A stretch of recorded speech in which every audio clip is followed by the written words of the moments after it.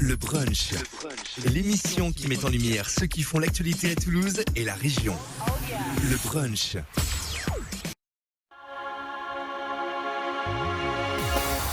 Et je suis très heureux de vous retrouver pour cette dernière édition du brunch 2024-2025, 44e émission de l'année.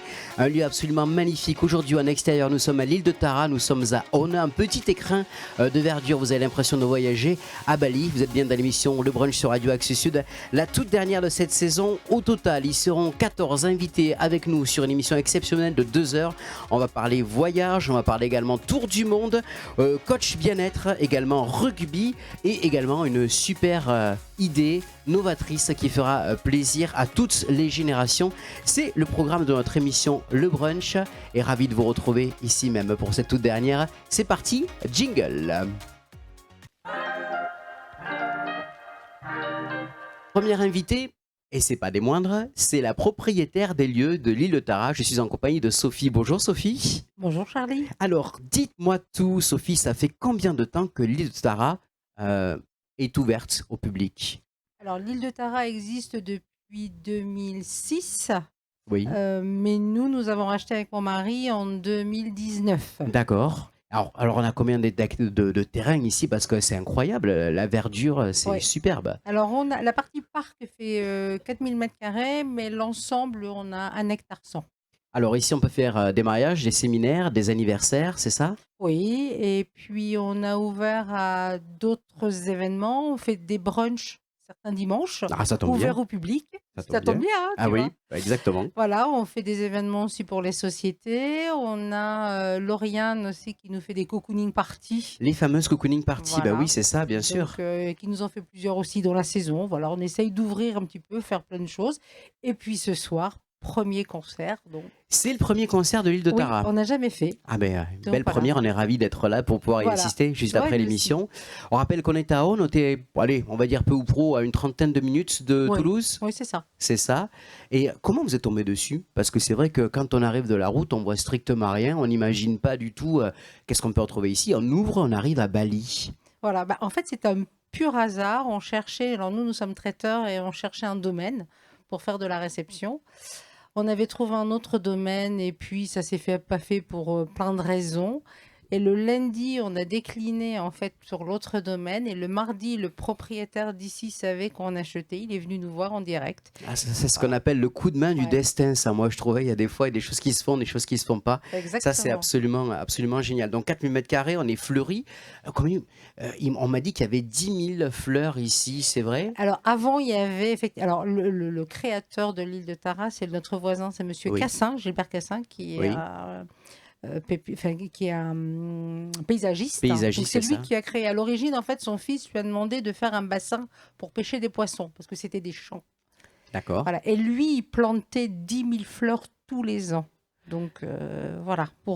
Alors nous, voilà, on n'a pas le temps, on n'est pas paysagiste, mais voilà, il y a quand même énormément de végétation entre les palmiers, les bambous, voilà. Donc ça prend déjà pas mal de temps. Donc c'est mon mari qui fait l'entretien. Et voilà. il y a eu du travail quand Il y a- même. il y a un peu de travail. Ouais. Alors, les petits bassins autour, les petits poissons, comme il se doit. Carpe-coille. Ah oui. Alors, génial, ça mange les larves de moustiques. Ah, ça c'est bien. Donc vous pouvez venir, vous n'êtes pas embêté par les moustiques. Je sais que ça va plaire aux dames, en tout cas ici ce soir. Ça c'est clair. Donc à l'avenir, qu'est-ce qui va se passer? Parce que là, vous êtes en pleine saison. Ça y est, on a attaqué les mariages, les anniversaires.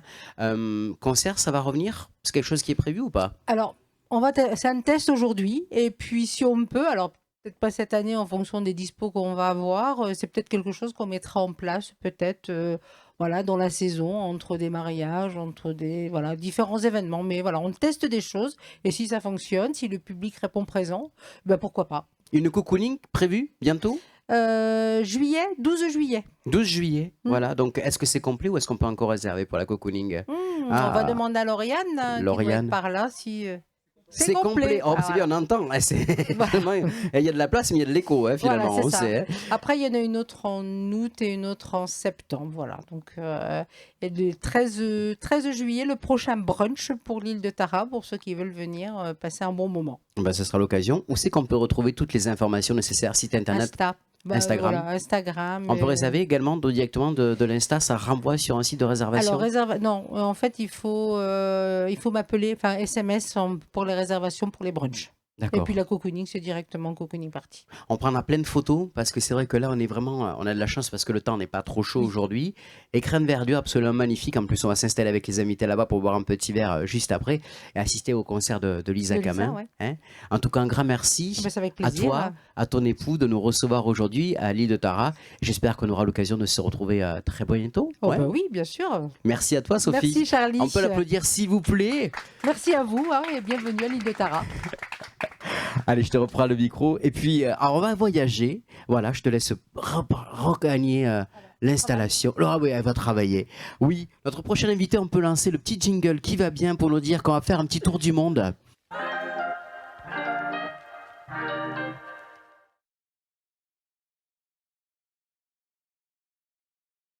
Bonjour Thierry. Bonsoir Charlie. Alors, très heureux de te retrouver. Et moi aussi, très heureux d'être ici. Quelle épopée extraordinaire. Thierry, figurez-vous, il est parti le 8 novembre de l'année dernière. Il a décidé de faire le tour du monde avec son fils, à vélo, à la rame et à pied. 25 000 kilomètres, c'est ça? Exactement, oui, voilà, c'était un projet que je devais faire tout seul à l'origine. Et mon fils s'est greffé sur ce projet-là et on a vécu 7 mois extraordinaires. Alors, on rappelle que toi, tu es un spécialiste des courses d'extrême, n'est-ce pas? Tu en as fait un paquet, hein, que ce soit dans les déserts. D'ailleurs, tu as commencé par ça, c'est les trails, là, le Oui, désert. oui, j'ai commencé par des courses très longue distance dans le désert. La plus longue pour mettre un peu un point sur ce que je fais, c'était 1000 km en Égypte. Ah, Voilà, donc c'est la plus longue que j'ai faite dans le désert non-stop, que j'ai gagné en 12 jours. Ensuite, effectivement, j'avais pas assez, donc je suis allé dans des zones d'univers, notamment dans les montagnes. Donc j'ai traversé les Pyrénées où j'ai établi le temps de référence qui a depuis été battu en traversant toutes les Pyrénées du GR10. 880 km, 65 000 de dénivelé positif en 12 jours, là aussi. Et voilà. Et puis, on peut taper Superman, c'est possible? Non, parce que je vole pas, mais je cours, je marche. Et puis, j'en avais pas assez, donc je suis allé dans le grand froid. Et en 2019, là, je suis allé remporter une course dans le Yukon, dans le nord du Canada, une course qui faisait 700 km. En tirant une luge et des courses, et avec des tennis de course à pied par moins 40. Et celle-ci aussi, je l'ai remportée. Et là, c'était une véritable surprise parce que je ne m'attendais pas du tout à ça. Moi, j'allais juste pour terminer. Et je me suis trouvé devant très rapidement. Et c'était une expérience extraordinaire. Qu'est-ce qui t'a donné envie de partir vers les courses de l'extrême tout d'abord? C'est un peu l'enchaînement de plusieurs courses. J'ai commencé par un format un peu classique qui faisait 160 km, le fameux 100 miles. Bon, voilà, c'était. C'est vrai que c'est à la portée de tout le monde, 160 km. Non, mais c'est un format qui se fait beaucoup aux États-Unis. Donc, je commençais par ça. Et ensuite. J'ai enchaîné, on est à la recherche, voir si on est capable de faire autre chose. Et puis il y avait une course qui me fascinait depuis quelques années, c'était la 333. Je me suis inscrit, alors comme son nom l'indique, elle faisait 333 km au Maroc, Dans le Maroc. non-stop. Oui. Et en 2009, là, je remporte cette édition et j'établis le temps de référence d'ailleurs qui est toujours pas battu à ce jour. Et pour moi, alors là, c'est fantastique parce que j'y allais là encore une fois de plus pour terminer. Et je vis un moment extraordinaire dans le désert où je me trouve très rapidement tout seul au milieu des dunes. Et puis voilà, c'est fascinant. Et donc du coup, une course en appelle une autre et j'ai augmenté les distances. C'est un petit peu comme les tatouages, ça devient une addiction quoi après. Alors une addiction, oui, c'est un peu ça. Oui. Mais voilà, c'est surtout une course qui en appelle une autre parce qu'on veut vérifier si on est capable de faire mieux. Et donc on s'inscrit et en plus on valide nos inscriptions souvent parce qu'on a fait des distances un peu inférieures et donc l'organisateur nous inscrit assez facilement et c'est ce qui fait que j'ai fait pas mal de courses. Alors on revient donc sur ce fameux tour du monde. Il paraît que c'est lorsque tu es rentré d'une course que ton fils qui avait 19 ans à l'époque t'a dit « Papa, la prochaine course je veux la faire avec toi ». Est-ce que c'est ça? C'est exactement ça, j'étais au Maroc et puis j'étais sur cette fameuse course et il me téléphone, il me dit « Bon papa, quand tu rentres il faut que je te parle ». Alors je me suis inquiété, je venais d'acheter la voiture, donc je me suis dit « T'as pas cassé la voiture ?» Moi, non, ne t'inquiète pas, c'est pas du tout ça, c'est très sérieux. Et bon, ça m'a inquiété un peu parce que c'est très sérieux, venant de lui, c'était inquiétant. Puis il me dit « Bon, mais quand je suis rentré, je voudrais faire le tour du monde avec toi, que tu programmes depuis quelques années. » Je dis c'est impossible, non, je peux pas, c'est un engagement trop important et je peux pas, c'est pas possible. Et puis j'en parle à sa mère et elle me dit, moi je suis très étonné parce qu'elle me dit, et pourquoi pas, c'est une bonne idée. Alors je suis étonné, déjà elle me laisse partir à moi, mais en même temps c'est son fils, donc tous les deux, je suis surpris de sa réponse. Alors donc c'était une petite ouverture, alors je passe tous les détails, mais à un moment donné j'ai dit oui, alors pourquoi pas, tu vas regarder d'abord deux films qui étaient importants. D'abord la traversée de Gérard Daboville quand il traverse le Pacifique Nord. Oui. C'était un peu engagé, le trait était un peu forcé, mais je voulais qu'il voit un peu l'engagement qu'il y a pour une telle épopée. Et la deuxième, c'était deux cyclistes de la City qui se décident de battre un record du monde. Mais c'était pas pour le record que je voulais qu'ils voient. C'était surtout qu'il y a eu des difficultés entre eux sur le parcours. Et qu'à un moment donné, ces difficultés, il y en a un qui décide de sauter un pays en avion parce qu'il a trop peur. Et je voulais voir la relation qui avait changé. Et ce que je voulais dans ce film, c'est qu'il voit que quand tu as un objectif, et il faut l'atteindre parce que sinon on va plus avoir la même relation entre nous, et c'est ça que je voulais qu'il voit dans le film. Alors quand il a vu et qu'il m'a dit oui c'était un peu dur tes films, c'est la réalité. C'était la réalité, et puis là j'ai validé sa venue avec moi. Alors le départ est quand même plutôt pas mal puisque vous êtes parti le 8 novembre de Toulouse, on rappelle, donc là vous êtes parti pour 1300 km Toulouse-Cadix. Oui, c'est ça. Le premier départ, voilà, la première distance, c'est 1300 km en 9 jours pour traverser toute l'Espagne et arriver justement au point de rencontre qu'on avait avec notre bateau. Puisque notre bateau, après, on l'a pris sur une remorque. Oui. Et on a pris plusieurs ferries pour arriver à El Hierro, l'île la plus au sud des Canaries.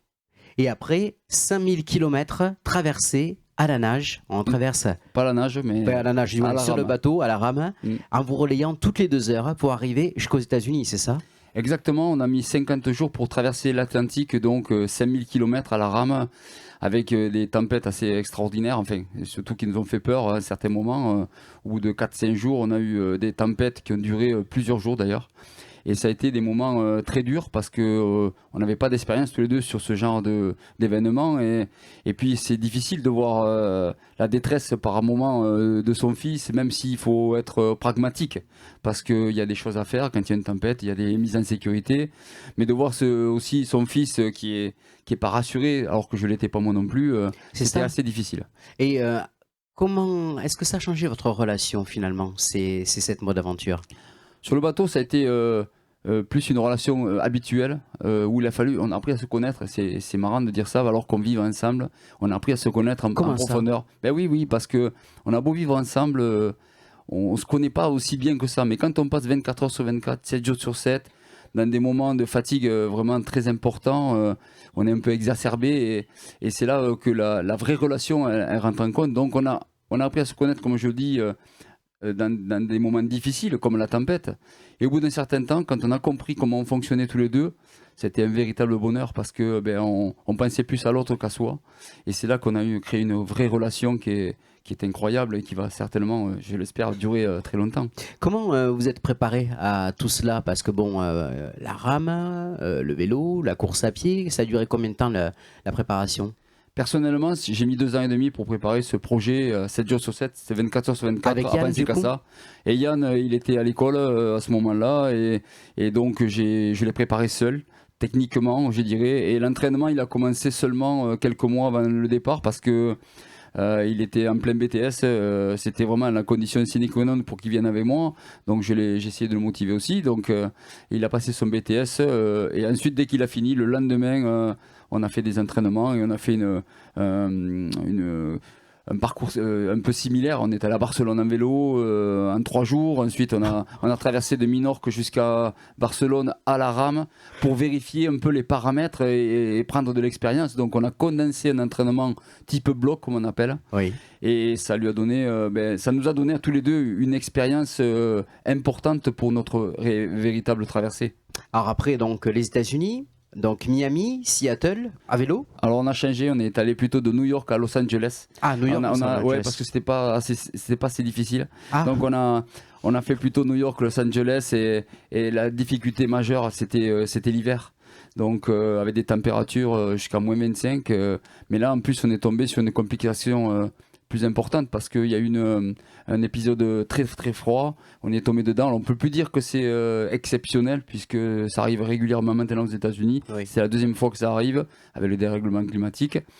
Et donc, on s'est trouvé dans des conditions très très très très froides, très rapidement, et ça a été terrible à gérer, quoi. Vous aviez prévu justement ces conditions de l'ultra froid, si jamais au cas où?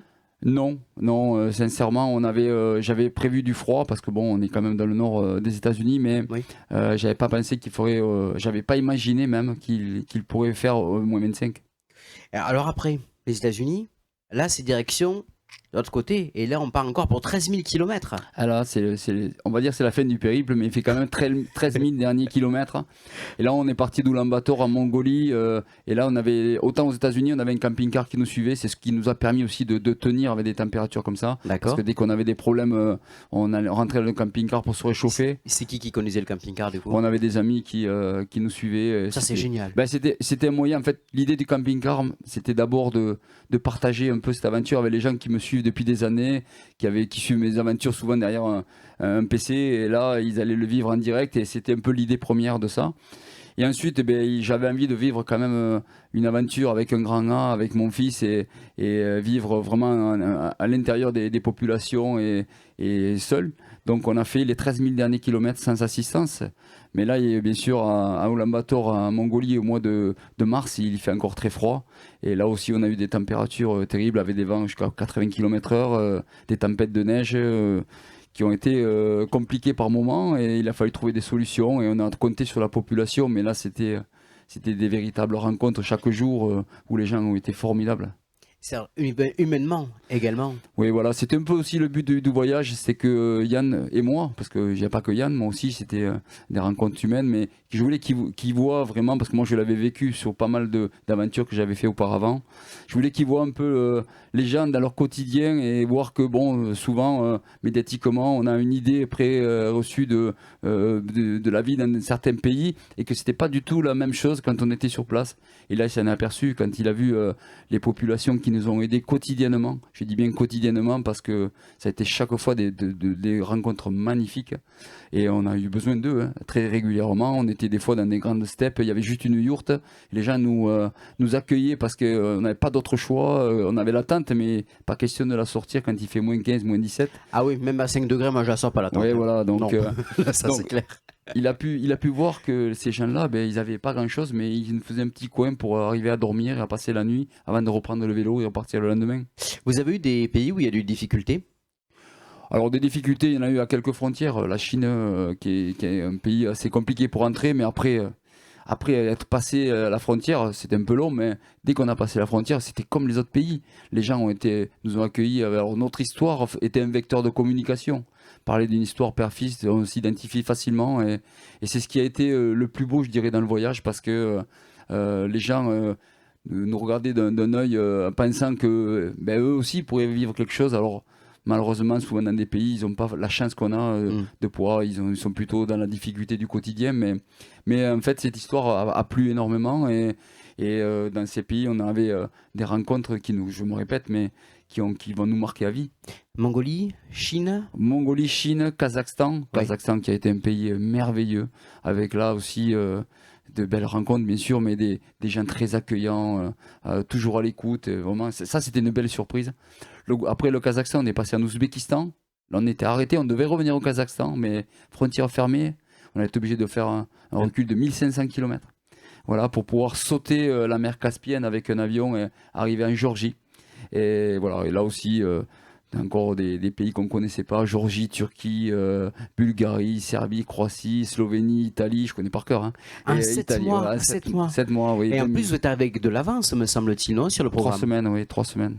Et vous êtes arrivé donc le 14 juin, vous avez été acclamé à Toulouse, place du Capitole, vous êtes reçu par Jean-Luc Moudenc, sous l'applaudissement des écoliers qui vous ont suivi pendant 7 mois également, parce que vous étiez suivis, et puis également par une association, KO la Muco, c'est aussi pour ça que vous l'avez fait tous les deux. Oui, c'était c'est une association qui me tient à cœur, puisque je suis le parrain en plus, et donc nous on avait la chance de pouvoir vivre notre rêve pendant ces 7 mois, de faire ce tour du monde. Et on a récolté des fonds pendant notre parcours pour justement que ces malades atteints de mucoviscidose puissent eux aussi vivre leurs rêves ou alors même des attentions du quotidien, un permis de conduire. Enfin, on récoltait des fonds pour les aider dans ces moments-là. Comment vous les récoltez du coup les fonds? Comment ça fonctionnait au juste? Bon, on avait une cagnotte sur Litchi. voilà, Litchi, voilà, et on a pu récupérer comme ça. Et puis on avait fait aussi une soirée partenaire qui D'accord. était indépendamment de ça, et on a récupéré aussi quelques fonds d'entreprises qui étaient bien sympathiques de nous aider. Et alors l'avenir, ça donne quoi? Parce que vous savez, vous venez de rentrer là, il y a 3 semaines à peu près. Yannis se sentirait prêt à repartir? Alors déjà, lui, ce qui me rassure, c'est il est très pragmatique, il a pensé à son avenir professionnel. Ça m'a rassuré quand même. Ça, Je c'est voulais bien. pas qu'il soit sur la planète, une autre planète, en rentrant. Et donc là, il travaille, c'est pour ça qu'il n'est pas avec moi aujourd'hui, mais il a pris un travail pour cet été, mais après il va revenir dans l'immobilier puisque c'était sa formation. Mhm. Et puis moi, bien sûr, comme me dit mon épouse, tu as toujours plein d'aventures. J'étais pas aussitôt arrivé que j'avais déjà plein de projets. Ah. Et je fonctionne comme ça, j'aime bien me projeter pour pas que ce soit un vide, que j'arrive et que j'ai plus rien à faire. Donc ce qui n'arrive jamais, mais voilà, j'ai besoin de projeter. Donc là, j'ai 2 aventures avec mes 2 autres fils D'accord. en prévision. J'attendais leur aval parce que c'est toujours des aventures un peu engagées et eux, ils sont déjà bien ancrés dans leur milieu professionnel. Donc j'ai eu l'aval des 2 pour mes prochaines aventures. Vous partez où? Alors il y en a une qui sera dans le nord du Canada aussi, c'est le Yukon. Celle que j'avais fait 700 km donc en tirant une luge l'hiver. Et là on va la descendre en canoë au mois de juin. C'est une course là aussi de 715 km exactement. Juin 2026. 2026, oui. Et puis dans 2 ans, parce qu'il y a 2 ans de préparation, alors que je connais là encore une fois rien à la voile, on va faire une course à la voile dans 2 ans avec mon autre fils, mon fils cadet. Et, on va faire une transat de 1400 km, mais alors là, elle est particulière parce qu'on peut choisir les fjords ou la mer. C'est le Pacifique Nord, c'est en Alaska, donc il fait pas très beau, mais c'est surtout parce qu'on va être en milieu naturel où il faudra s'arrêter sur les bords, au milieu des ours, enfin au milieu de la nature comme elle se doit, et donc il y a beaucoup de préparation pour ça. Et est-ce que tu as eu l'idée, à un moment ou à un autre, d'écrire un livre avec toutes les courses que tu as faites?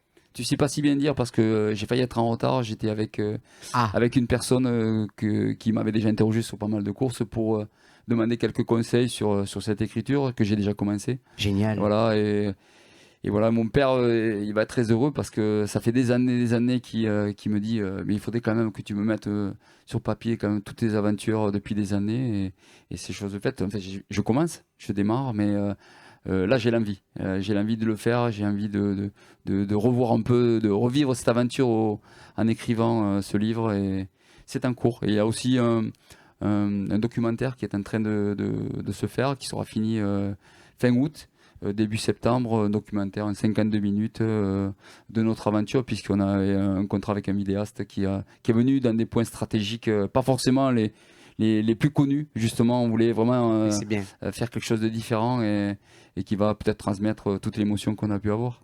En tout cas, un grand bravo à toi et à Yann pour ce parcours exceptionnel, cette course absolument incroyable. On peut te suivre sur les réseaux sociaux pour les prochaines étapes, etc. Ben oui, avec mon nom, hein. C'est rien de Thierry compliqué. Corbarieux. Thierry Corbarieux, vous suivrez toutes mes aventures. Voilà, et les courses, puisque j'en ai programmé cet hiver dans le Kungsleden en Suède, que je connais très bien, puisque je l'ai fait en expédition et maintenant elle existe en course.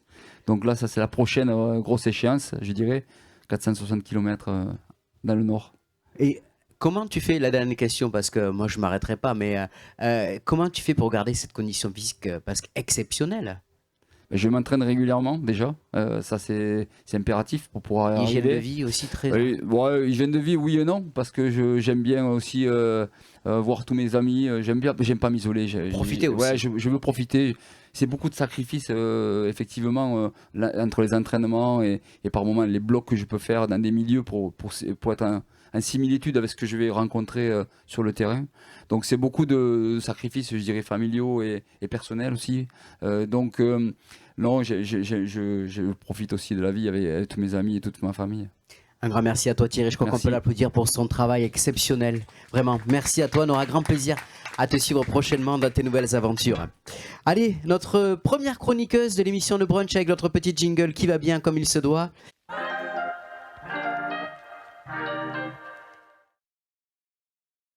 S'il vous plaît, mesdames, messieurs. Ah bah oui, je vais vous faire travailler un petit peu les mains aujourd'hui, mes amis. Voilà, ma chère Myriam. Oui, récupère le micro. Ouais, c'est mieux avec le micro. Ouais, c'est Bon. plus sympathique. Salut, Charlie. Myriam. Myriam, notre chroniqueuse voyage dans notre émission Le Brunch. Ah oui, je fais moins de choses sportives que Thierry et Yann. Moi, Mais c'est tu mon voyages. application téléphone qui me félicite lorsque j'ai atteint les 30 000 pas dans la journée. Elle me met une petite coupe sur le téléphone. Et c'est pas mal Et déjà. c'est pas mal.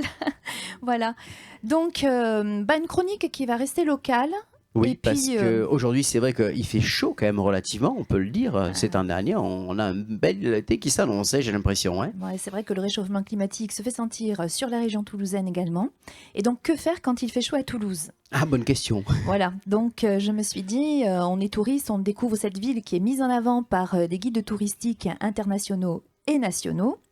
Et donc parmi les bons tuyaux de l'été, eh bien, c'est visiter Toulouse autrement. Et donc notamment l'Office de tourisme est très inventif en cette matière.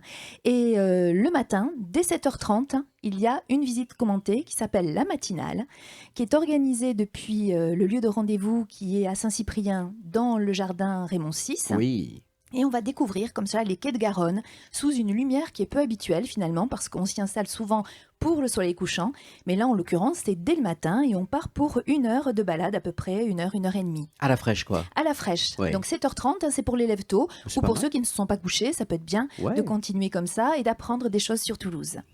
La deuxième façon de visiter c'est aussi au fil de l'eau. Et là il y a la possibilité de kayak, donc une visite commentée en kayak, biplace, donc 2 personnes à bord. À quel endroit? C'est rendez-vous Port de la Viguerie, donc D'accord. c'est toujours Port Viguerie, pardon.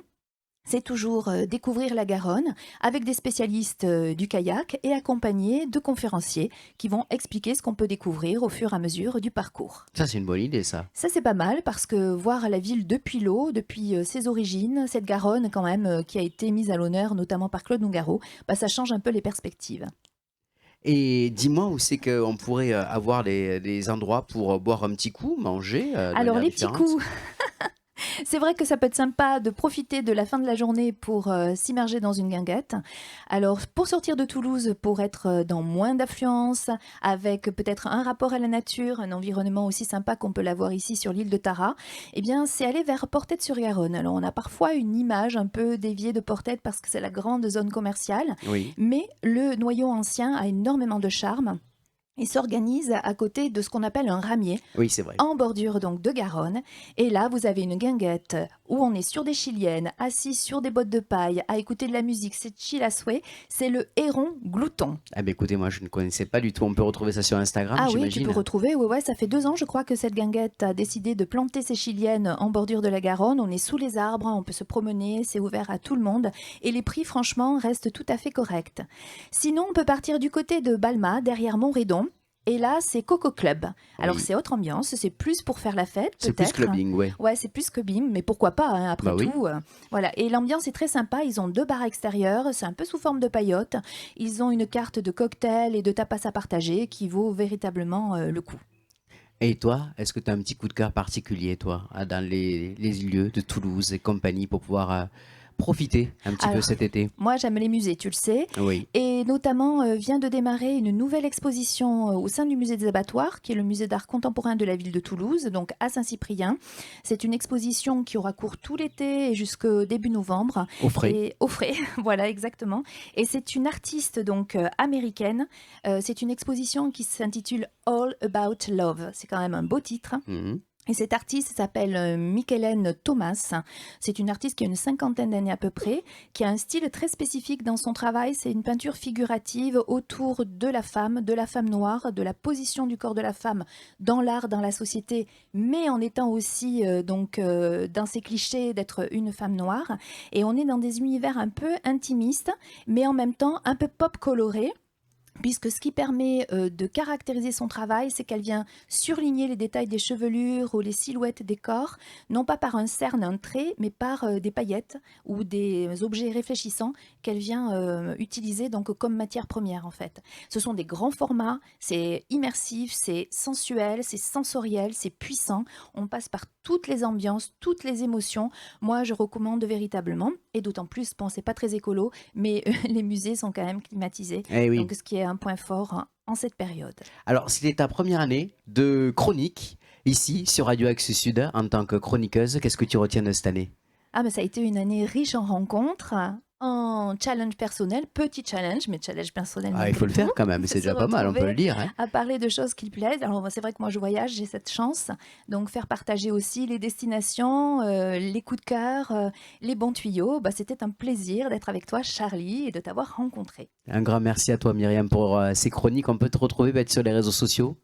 Alors Avec, moi, je suis pas trop sur les réseaux, j'avoue, peu. mais j'ai un petit, oui, Un petit LinkedIn peu. quand même que j'alimente un petit peu, voilà, pour parler de l'actualité et des éditions notamment qui sortent, puisque je travaille en tant que rédactrice pour Le les guides Petit touristiques, Futé. notamment le Petit Futé. Mm. Voilà, on a finalisé le Haut Tour de Toulouse qui permet justement d'aborder un petit peu ces lieux que je mettais en avant avec toi aujourd'hui. Donc le Tour de Toulouse est sorti le 1er juillet, donc hier, et on est en train de finaliser le guide sur le Gers.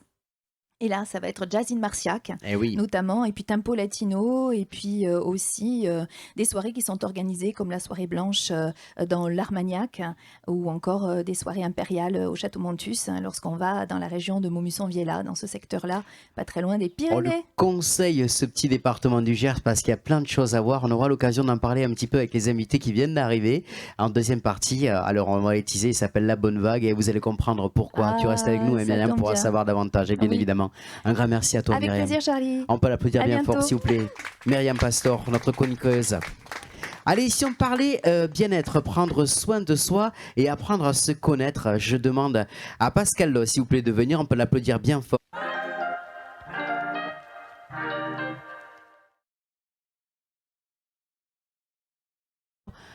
Bonjour Pascal, Salut Charlie. je suis ravi de te retrouver. Plaisir partagé. Alors on s'est connus lors d'une émission qui était autre et tu étais venu présenter une autre activité que tu faisais auparavant, qui probablement peut-être reviendra, c'était la création de vêtements. Et à côté de ça, toi, tu es coach bien-être. Tu es venu me voir il y a quelque temps, me parlant de ton activité. Et il y a pléthore de coachs dans tous les sens, on va pas se mentir. Et on sait qu'il y en a du bon, il y a du pas bon, il y a du très pas bon, et il y a du très très bon aussi. Alors au début, je n'étais pas trop emballé sur le principe parce que j'ai dit des coachs, il y en a un peu trop sur les réseaux sociaux. Et tu m'as dit, on va en parler. Tu es venu me voir et tu m'as dit, allez, on pourrait faire une émission ensemble. Et je te propose même de venir faire une séance chez moi.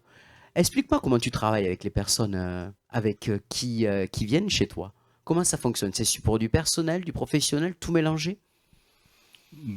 C'est les deux. C'est en fait parce que derrière tout professionnel, de toute façon, il y a une personne seule, en fait, un homme, une femme, quelqu'un qui vit son quotidien, qui a besoin de prendre à la fois soin de lui, mais surtout d'être focus sur sa vie, en fait, de comprendre ce qu'il fait et de comprendre pourquoi il le fait surtout.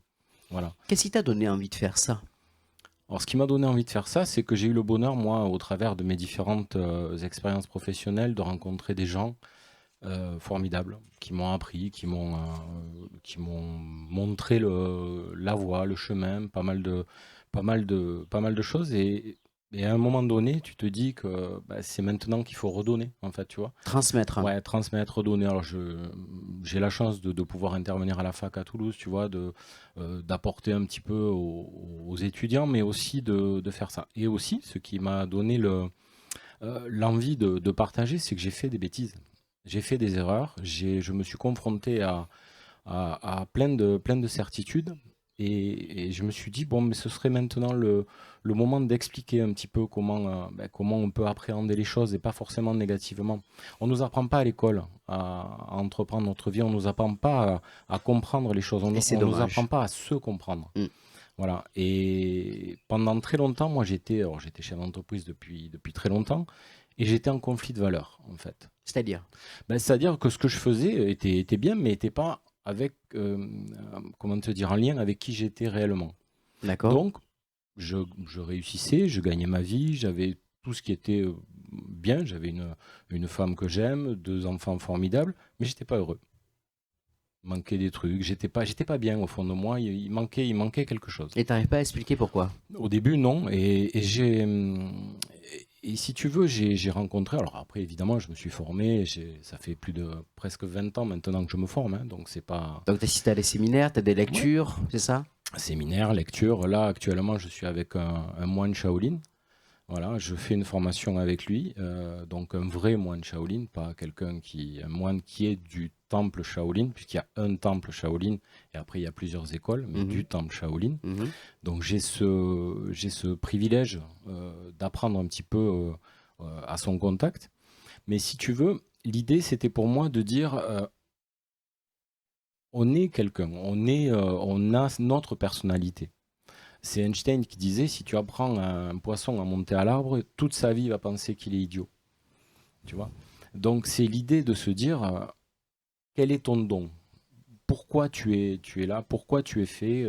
Qu'est-ce qui te correspond? Comment tu veux travailler? C'est-à-dire, c'est révéler les valeurs de la personne, en fait, c'est ça? Exactement, exactement. Mais pour soi. Et j'ai eu le bonheur de rencontrer, je te dis, une personne qui m'a montré quelque chose de très positif. On nous apprend tout le temps de travailler nos faiblesses. Travailler nos faiblesses. Tu as des difficultés, travaille tes difficultés. Mais on ne nous apprend jamais à travailler nos forces. Et c'est ça la clé. En travaillant les forces, du coup, on rééquilibre tout ça. Tout à fait. Tu as comment te dire, une tenniswoman qui est Justine Henin, qui a quand même fait une magnifique carrière. Et si tu regardes, si tu analyses sa carrière, elle a été, pendant très longtemps, elle n'y arrivait pas. Elle n'arrivait pas à gagner, elle n'arrivait pas à faire des chelems, elle n'arrivait pas à progresser. Jusqu'au jour où elle a changé de coach et le coach lui a dit, bon, maintenant on va travailler non plus sur tes faiblesses, mais on va travailler sur tes forces. On va optimiser tes forces et travailler. Elle a fini numéro 1 mondial et voilà. Parce que travailler les forces, finalement, on travaille sur sa confiance en soi, donc forcément on développe tout le reste. Et c'est là qu'on s'ouvre. Bien sûr. Et puis on écoute un peu tout ce qui se fait et tout ce qui se dit. On fait aussi référence aux autres, en fait. Qu'est-ce que lui pense, qu'est-ce qu'elle pense et en fait, on fait pas attention à ce que l'on pense soi. Et c'est ça qui est très, très, très problématique. S'écouter à soi. S'écouter à soi. Et puis, moi, j'aime bien dire un petit mot qui est... on est chacun jugé dans sa vie, tout le temps, tout le temps, tout le temps, tout le temps. Alors déjà, on est jugé souvent par des personnes qui font moins que nous. C'est vrai. D'accord.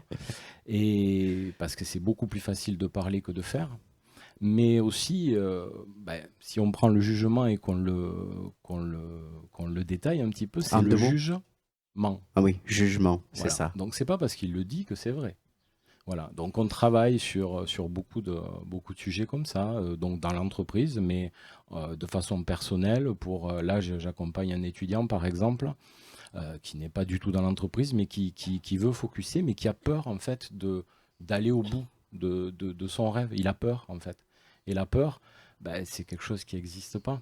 Si, il y a 2 peurs primaires, la peur de tomber et la peur du bruit. Ça, c'est les 2 peurs primaires du cerveau, ça c'est fondamental. Mais après, le reste, c'est uniquement nous qui nous les créons, les peurs. C'est nous qui nous créons ces peurs-là. D'accord. Et alors, je peux le dire ce soir, lorsque tu es venu faire l'émission à la radio, tu m'as dit, je t'offre une séance. Ouais. J'ai dit oui, bon, on verra ça plus tard, un autre jour. Et puis finalement, il est revenu à la charge, le monsieur. C'est pareil, il devait sentir qu'il y avait peut-être quelque chose à travailler. Il est bien, hein. Et puis finalement, j'ai dit ok, d'accord, je viens pour une séance. Et ça fait combien? Ça fait 2 mois et demi, c'est ça? 3 mois qu'on travaille tous les deux. Je parle d'expérience personnelle. Je peux dire qu'en 3 mois, j'ai gagné 10 ans.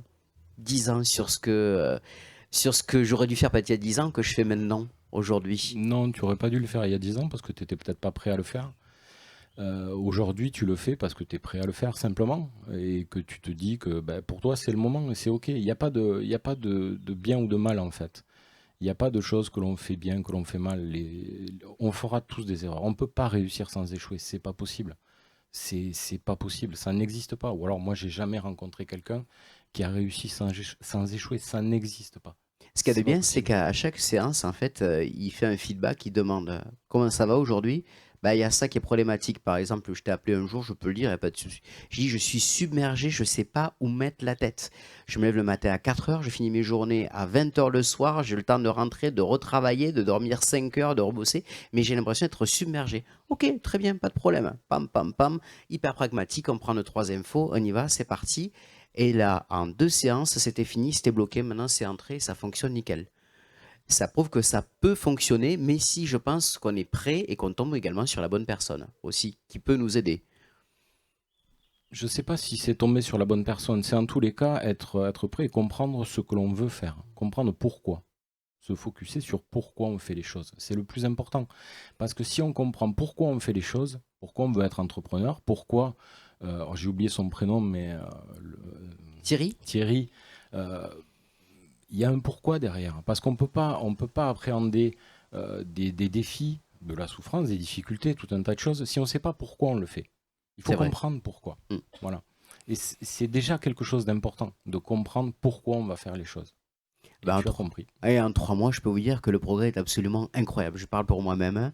Mais tant Et mieux. je peux que conseiller de passer par toi. Comment on fait justement pour te contacter? Maintenant, ça y est, c'est lancé. Oui, oui, c'est lancé. Après, bon, j'ai mes entreprises aussi Oui, par ailleurs. tu ne Puisque, fais pas que ça. non, non, pas du tout. J'aide les gens, mais bon, je fais aussi les choses moi. Mhm. Ben, on va une petite info, une petite exclue. On va créer on va mettre en place une petite conférence en fait, D'accord, où on va travailler. Je vais donner quelques clés sur comment trouver son don en fait. d'accord. Comment se focuser par rapport à ce que l'on veut faire et qui l'on est en fait. Donc on va travailler déjà comme ça. On va le faire sur la dernière partie de l'année. D'accord. Septembre-octobre, je pense. Ok. Voilà, donc bah, évidemment, tu auras la primeur. Après, bon, il y a les Insta, tout ça. On est en train de finaliser le site. Ok. Alors, j'ai pris du temps, tout simplement, parce que je voulais que ce soit mon fils qui le fasse. D'accord. Voilà. Et comme il fait ses études de multimédia, d'internet et tout ça, et je voulais que ce soit lui qui le fasse. Donc, c'est pour ça que j'ai pris un petit peu de temps avec ce site-là. Et puis voilà. Et puis, c'est de faire rencontrer plein de gens et de permettre à chacun que chacun puisse apporter, en fait. Parce que celui qui sait, c'est dangereux, je pense.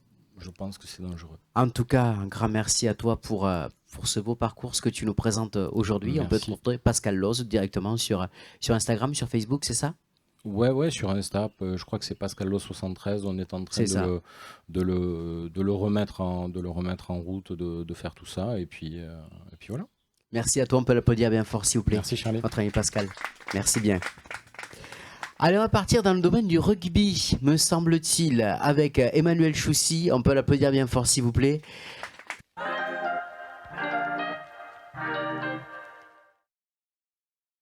Salut. Merci Charlie d'avoir pensé à moi, c'est gentil. Ah ben non, mais ça n'était que justice. Femme du rugby, c'est un projet qui a vu le jour en 2022. Le tome 1, c'est ça. Un projet RSE qui mettait en avant les femmes, le rugby, avec un joueur emblématique, sportif, d'actuel Oui, ou ex. Oui. ou ex, et qui a une femme inspirante qui veut présenter. C'est ça, sous forme de livre. Oui, bah, tu as tout résumé, grosso modo. Ouais. On a demandé à des joueurs, ou en tout cas des gens de l'univers du rugby, hommes et femmes, bien sûr, de nous présenter une femme inspirante qui peut n'avoir aucun rapport avec le rugby. Voilà, donc on balaye comme ça avec nos duos des thématiques importantes, actuelles, sociales, sociétales. Et en toile de fond, si tu veux, c'est plutôt un combat pour l'équité entre les hommes et les femmes, hein, au niveau des droits. C'est ça qui Voilà. t'a donné envie de créer ça, en fait? Oui. Oui, parce que toi, tu es photographe professionnel, Mm. Los Angeles, entre autres, Ouais. belle Ah, période. c'est vieux maintenant. Non, Ça c'est pas date. si vieux que ça. Si. Arrête, très très belle période en attendant. Et c'est vrai que tu as une façon de sublimer de par la photo tes intervenants.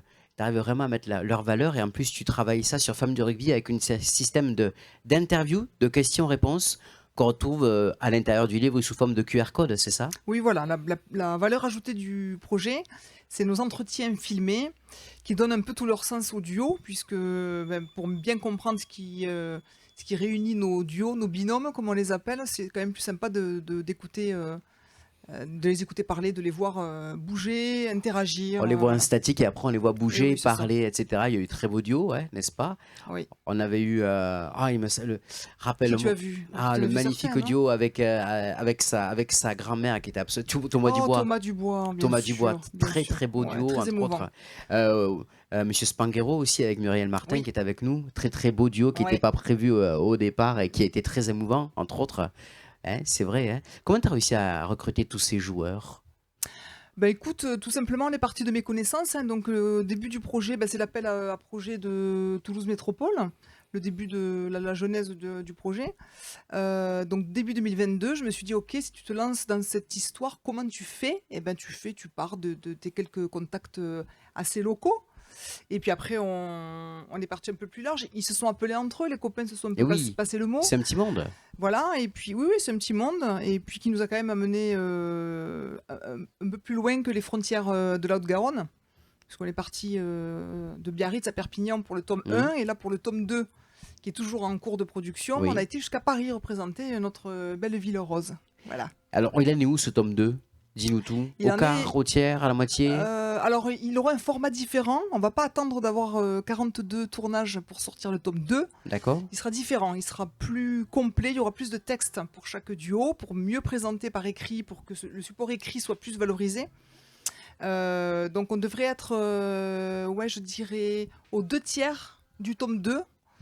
Même si on prend plus de temps, je veux pas que les gens pensent qu'on a arrêté. Hein, c'est juste que ça prend du temps et tu oui, fais ça la prend chose du bien. temps. On est quasiment bénévole, hein, à part nos réalisateurs vidéo qui sont indemnisés, mais on le fait selon l'avancement aussi de nos vies professionnelles et personnelles. Donc ça prend du temps, mais on est là plus que jamais. T'as une date butoir pour la sortie ou tu t'es pas donné de On date espère l'automne 2026. Bon, ça va arriver vite, hein, Donc quelque part. Hein. ça va arriver vite, hein, ouais. Oui. Voilà. Et là aussi, de beaux premiers duos qui sont mis en avant. Ah oui, puis on va essayer d'avoir des thématiques qui complètent un peu le premier, voilà. Alors quand je dis thématique, on va parler peut-être un peu plus alors j'allais dire d'humain, non, c'est ridicule parce qu'on est déjà très dans l'humain, mais on va parler d'immigration par exemple. D'accord. On va parler quand même, on balayait déjà beaucoup de sujets, on va essayer de compléter un peu, d'être un peu plus éclectique, hein, voilà. Je l'ai même pas pris, tu vois. Il est dans la voiture. C'est pas grave, on mettra tous les liens bien sûr pour pouvoir le retrouver. J'aimerais qu'on parle également quand même des nanas responsables. Ouais, c'est gentil de me tendre la perche sur ça. Ouais. Oui, exactement. Bon, on met la femme en avant, toi, avec déjà femme du rugby.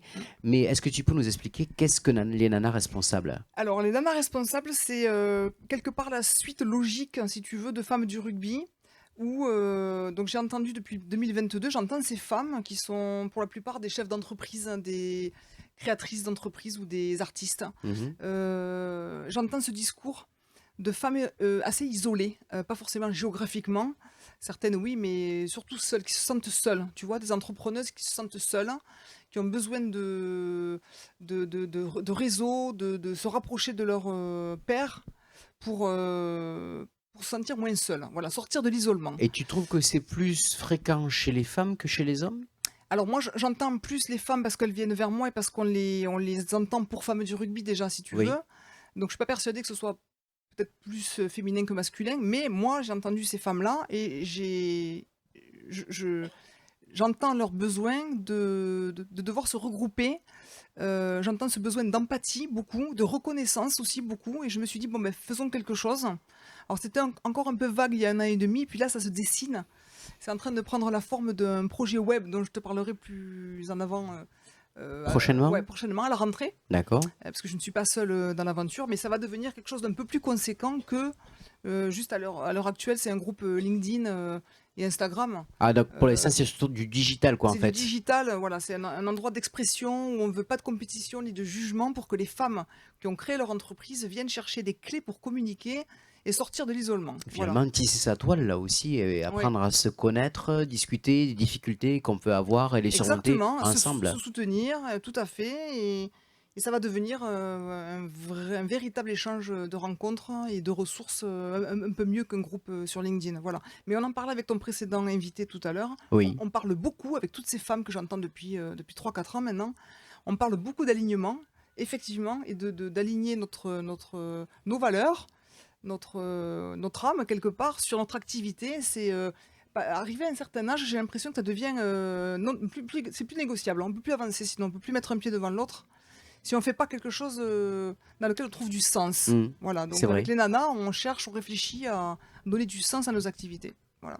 En tout cas, c'est un très beau projet. Est-ce qu'on peut le suivre directement? Donc LinkedIn, c'est ça? Oui, LinkedIn, les nanas responsables, et Instagram, on a une petite page. Vous avez prévu de vous retrouver en physique, en vrai? Ah oui, et puis sur un chat dédié, enfin, il y a de beaux projets en cours là. Bon, voilà. tu viendras nous en parler à la rentrée quand ça sera prêt. Oui. J'aimerais qu'on t'applaudisse encore une fois, Emmanuelle Choussy, un très beau projet. Merci Charlie. Et on aura grand plaisir de te retrouver très très bientôt. Ah, et là, c'est notre pépite également, une pépite que j'ai découvert il y a quelques mois. Je demande à Maneg et à Julien de venir me retrouver, s'il vous plaît, sous vos applaudissements quand...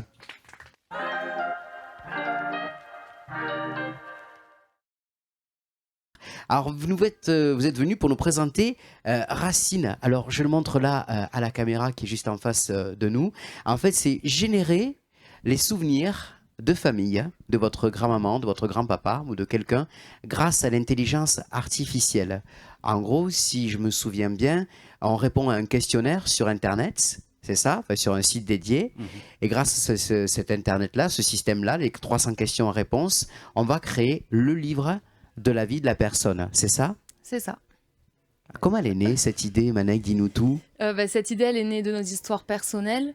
Peut-être Julien, tu veux parler de ton histoire en Oui, premier, de mon vas-y. côté, en fait, je suis né comme plus d'un Français sur 5, sans connaître l'entièreté de mes grands-parents. C'est quelque chose qui m'a énormément manqué. Et en fait, je me suis rendu compte qu'on était beaucoup dans le même cas, à souhaiter connaître un peu nos racines familiales, nos origines, ce qui nous a été transmis. Et donc, effectivement, j'ai eu ce manque-là, d'où cette idée-là. Et puis, Manaïga a aussi son expérience. C'est ça. Et moi, de mon côté, donc j'ai travaillé en tant qu'aide à domicile dans la structure de ma mère. D'accord. Du coup, pendant 7 ans, en fait, pendant mes études, j'étais au quotidien avec les personnes âgées. Et c'est sur le terrain que je me suis rendu compte qu'il y avait énormément de ces personnes-là, en fait, qui racontaient leur histoire. Et derrière, à part mes collègues, moi, les infirmières, personne était là pour graver leur histoire. Et dès qu'on part, il n'y a plus rien qui reste. Et il y a beaucoup de ces personnes, enfin beaucoup. Certaines de ces personnes qui sont aujourd'hui décédées et leur histoire, elle est partie avec ces personnes-là et c'est quelque chose qu'on a voulu travailler aussi sur ce projet, quelque chose qui allie à la fois le côté des enfants, des petits-enfants, de connaître leurs origines et aussi du côté des familles, qu'on soit un grand-parent ou même un parent, parce qu'on dit les grands-parents, mais ça peut être à tout âge, Oui, bien sûr. voilà, de pouvoir transmettre son histoire et qu'il reste quelque chose derrière, quoi. Alors, vous étiez déjà dans le domaine de l'intelligence artificielle ou pas du tout? Moi, oui. Ah. Effectivement, de base, j'avais fait du droit et puis j'ai fait 2 ans d'ingénierie d'affaires dans les nouvelles technologies en cabinet de conseil. Donc, on avait, on va dire, quelques bases pour répondre aux problématiques qu'on avait rencontrées via les nouvelles technologies. Du coup. Et alors, du coup, c'est là qu'est né le projet, donc Racine, c'est ça, avec 2 I, c'est ça. C'est ça. Et donc, vous êtes dit, il faut qu'on prenne les questions bateau qu'on pourrait poser, comment papy a rencontré mamie, où si vous viviez, combien vous avez eu d'enfants, c'est ça, plus ou moins, qu'on retrouve dessus? C'est ça. En fait, il y a différentes façons de répondre, enfin, de remplir son livre. Soit on va le faire si on connaît ses souvenirs, si on sait ce qu'on veut dire, en fait, qu'on connaît quel souvenir on veut partager. On peut le faire directement depuis la page blanche. Donc là, on écrit souvenir après souvenir. Ou pour ceux qui savent pas forcément quoi dire ou par où commencer, là, ils peuvent répondre à des questions, donc qui sont classées par catégorie. On a une dizaine de catégories, donc enfance, vie professionnelle, amour, amitié, etc. Et dans ces catégories, il y a des questions, donc voilà, des questions orientées de différentes façons pour que les personnes en fait puissent choisir les questions qui les inspirent et y répondre pour construire le livre petit à petit. Non. Et une fois qu'on a répondu à toutes ces questions, en combien de temps l'intelligence artificielle nous génère le livre? C'est instantané. C'est-à-dire qu'à partir du moment où il y a les réponses, en un clic, on a intégré une intelligence artificielle totalement éthique, française, etc. pour aussi tous les sujets de conservation des données. Et la transformer directement de la réponse en histoire, romancée, pour que ceux qui n'ont pas forcément les compétences littéraires puissent aussi faire leur livre. L'idée, c'était aussi de le rendre accessible techniquement à tous, donc tout le monde peut faire en autonomie son livre biographique, et si on n'a pas le niveau, on va dire, numérique de base, on peut s'aider toujours d'un aidant familial.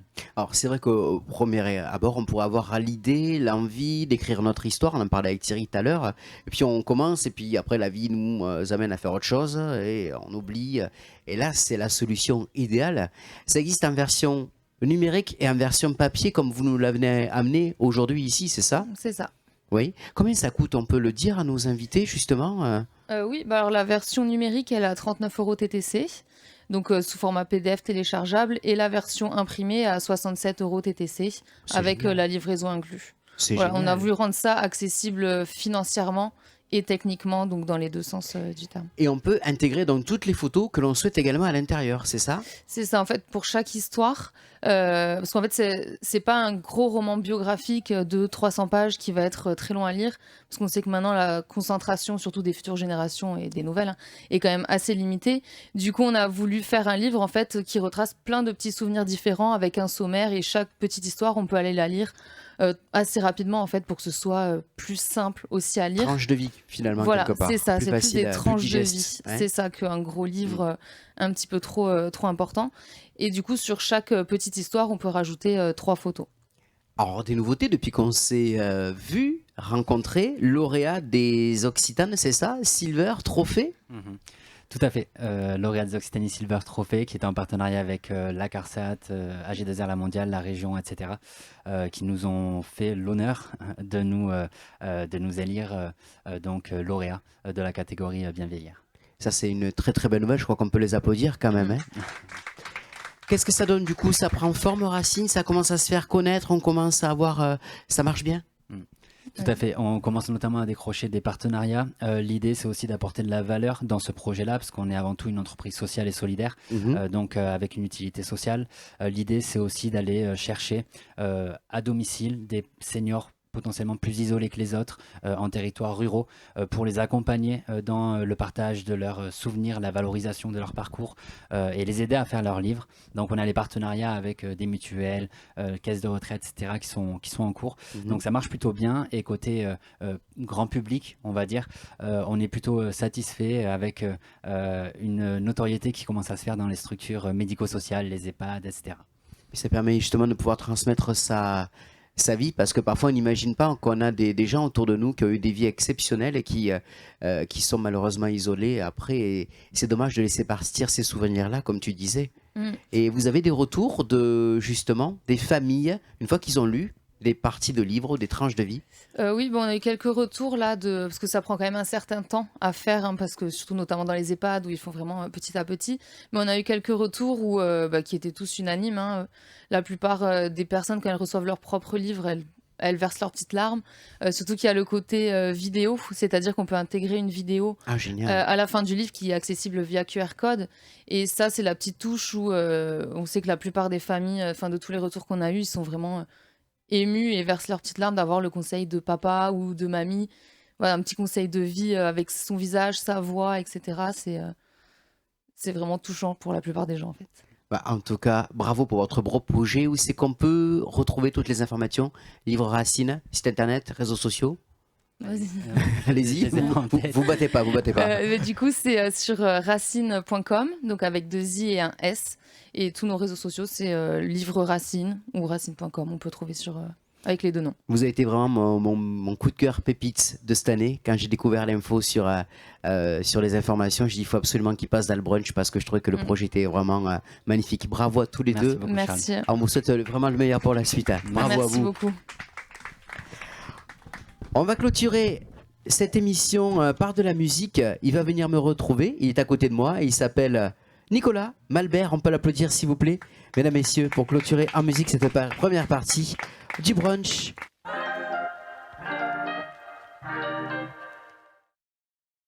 Alors, toi, tu es chanteur, n'est-ce pas? On le voit puisque tu as la petite guitare qui est venue. Voilà, il n'y a pas de secret de ce côté-là, hein. On peut parler également de ton métier qui t'a amené à la chanson, parce que c'est ce qui t'a valu d'être un petit peu connu. C'est que tu travailles dans le service des pompes funèbres, c'est ça? Absolument. Alors voilà, c'est ça. Donc je propose de la musique durant les funérailles, pendant les cérémonies en église, au crématorium, tout ce qui peut être civil ou même religieux. Et puis voilà, c'est comme ça que j'ai commencé la musique, en tout cas professionnellement.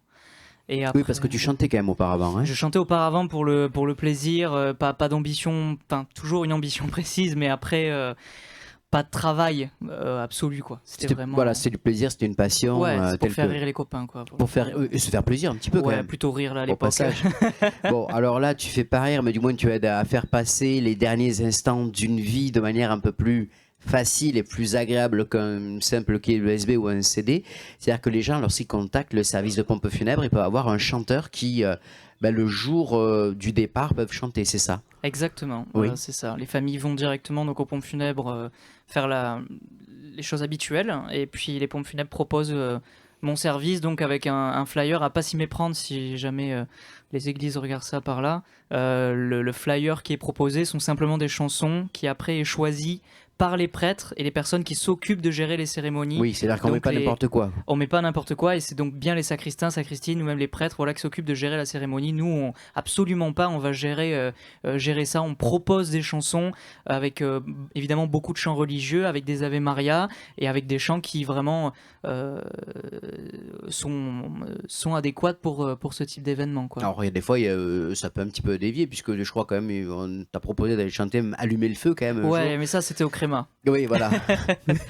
C'est vrai, c'est la vérité en attendant, quoi. Histoire de. Ma foi, pourquoi pas, hein. Pourquoi pas. Au crématorium, c'est vrai qu'on a la porte ouverte à tout, quoi. Donc c'était vraiment allumer le feu à Johnny, c'est parti. Ma foi, pourquoi pas. Pour la sortie. La musique, ton papa en rappelle que toi, il est chef d'orchestre, c'est ça? Oui, absolument. Il a son propre orchestre, donc l'orchestre Frankem qui se trouve dans l'Hérault. Oui. Et donc, tu le rejoins maintenant sur scène en musique. Donc, absolument. En plus, tu as tout fait. Tu as commencé par la technique, après, tu as été chanteur. Ouais. Donc, on peut dire que tu es passé à tous les stades. Ouais, c'est ça. Mais je voulais vraiment. De toute façon, j'avais pas le choix. Donc, et puis, ça m'a permis de voir un petit peu comment fonctionne exactement ce métier par les entrailles jusqu'à la scène et la lumière qui met en lumière l'artiste. Et ça m'a vraiment. J'ai beaucoup accroché à ça parce que c'est vraiment juste important.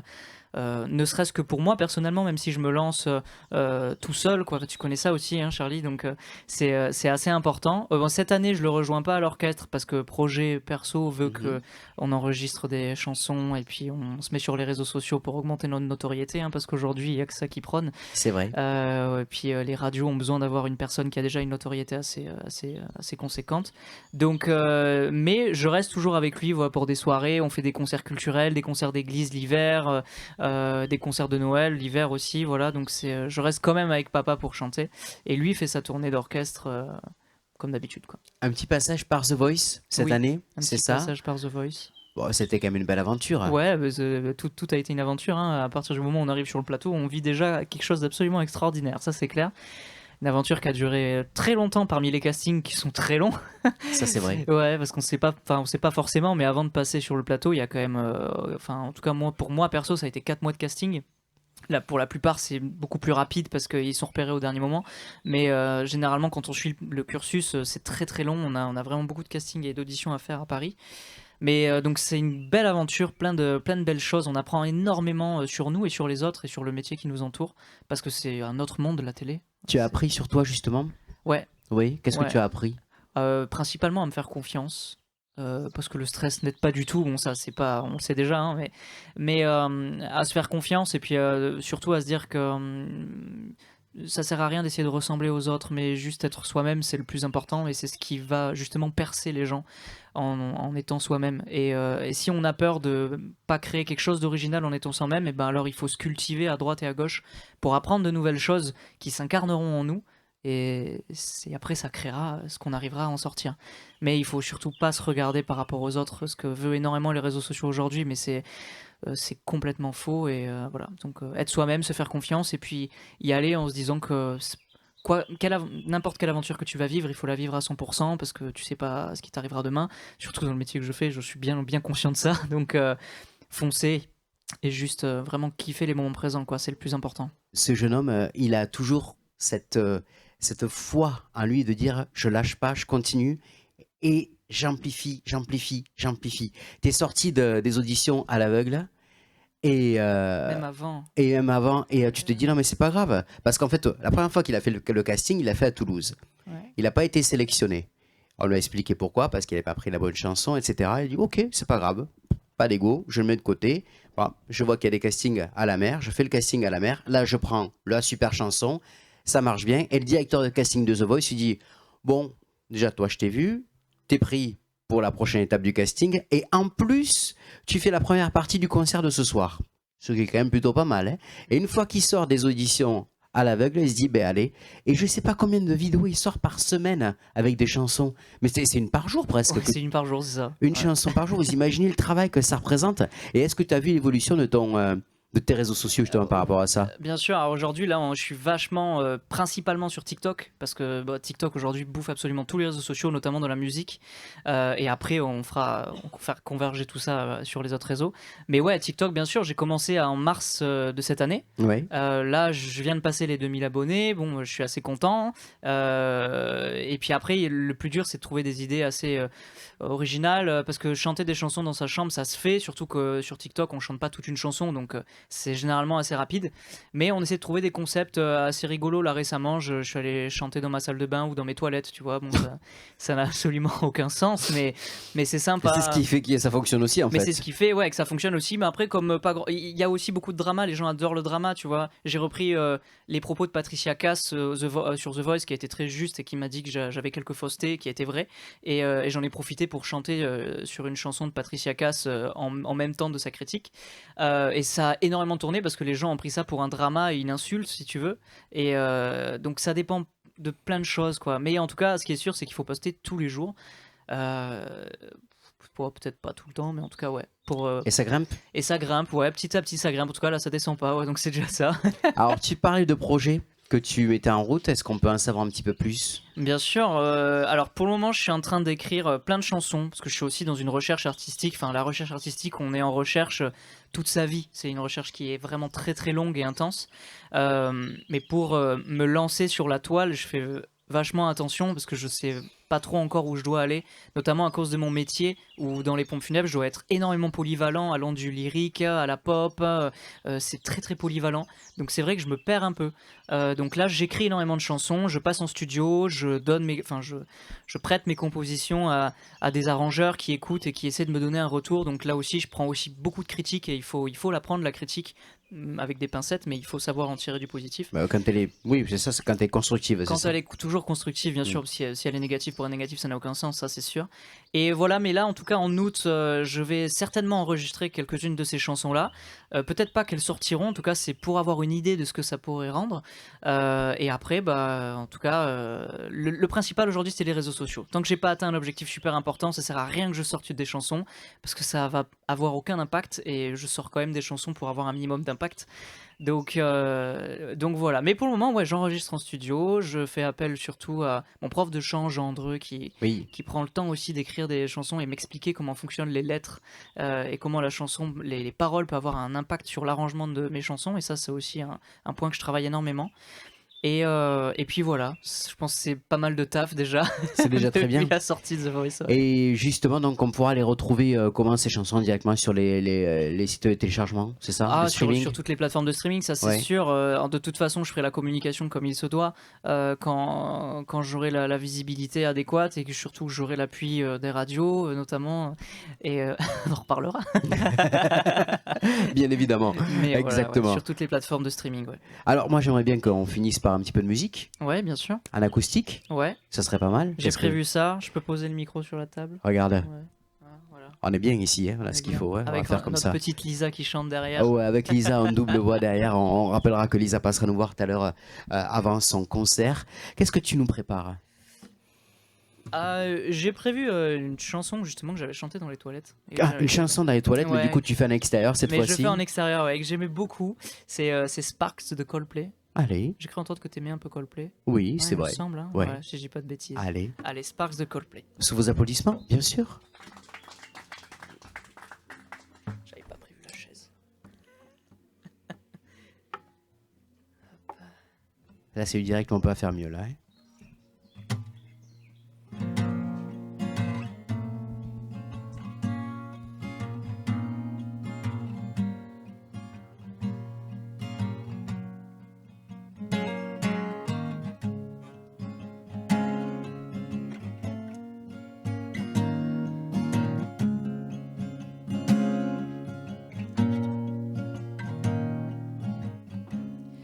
Did I drive you away? I know what you say. You say, oh, sing on, you know.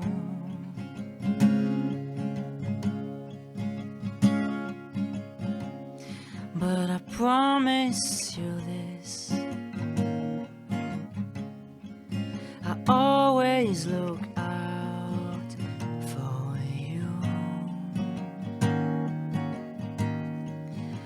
that's what I do. I say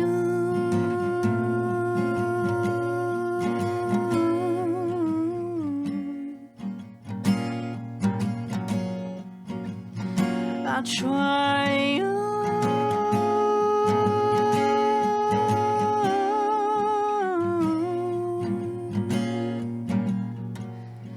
and I saw sparks. I saw sparks.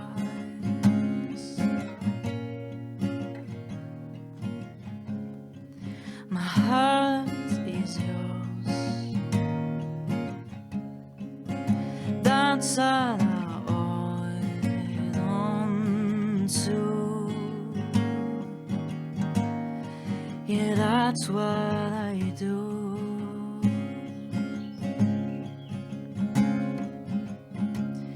And I know I once wrong. I always look down. Yes, I will. Yes, I will. Yes, I will.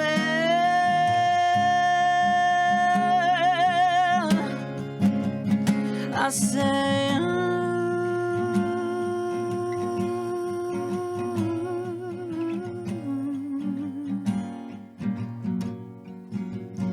I try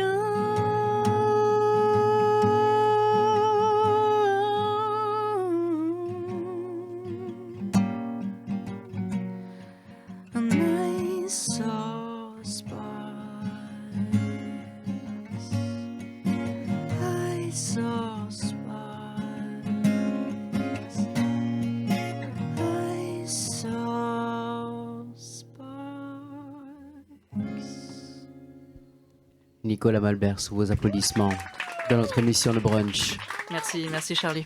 Un grand merci à toi. On peut te retrouver sur les réseaux sociaux, bien sûr. Donc, tu le disais, TikTok, entre autres. Ouais, tout ce qui est TikTok, Instagram, Facebook, il suffit de taper Nicolas Malbert, M-A-L-B-E-R-T. Et normalement, vous devrez me trouver sans problème. En tout cas, un grand merci à toi d'être venu pour la toute dernière. On peut l'applaudir encore une dernière fois, s'il vous plaît. On se retrouve dans quelques petits instants pour la deuxième partie de notre émission. Surtout, restez bien avec nous. Le brunch, l'émission qui met en lumière ceux qui font l'actualité à Toulouse et la région. Le brunch. Deuxième partie de notre émission, dernière émission de la saison 44e brunch 2024-2025, sous les applaudissements de nos invités, puisque l'émission est en extérieur et en public, avec tous nos invités du jour. Au nombre de 14 premières parties, et là on attaque donc la deuxième partie. Celles et ceux qui font l'actualité donc sur Toulouse et la région, ils ont été nombreux en 2024-2025 sur la 4e saison à venir. En tout cas, aujourd'hui, on va parler de la Kenka dans quelques instants. On va parler également de médecine chinoise, on va parler décoration, oui, en compagnie d'autres chroniqueuses. Nous aurons la chance de parler musique avec Mélodie. Et on commence tout de suite par la bonne vague, Valentin et Anaïs. C'est parti, jingle.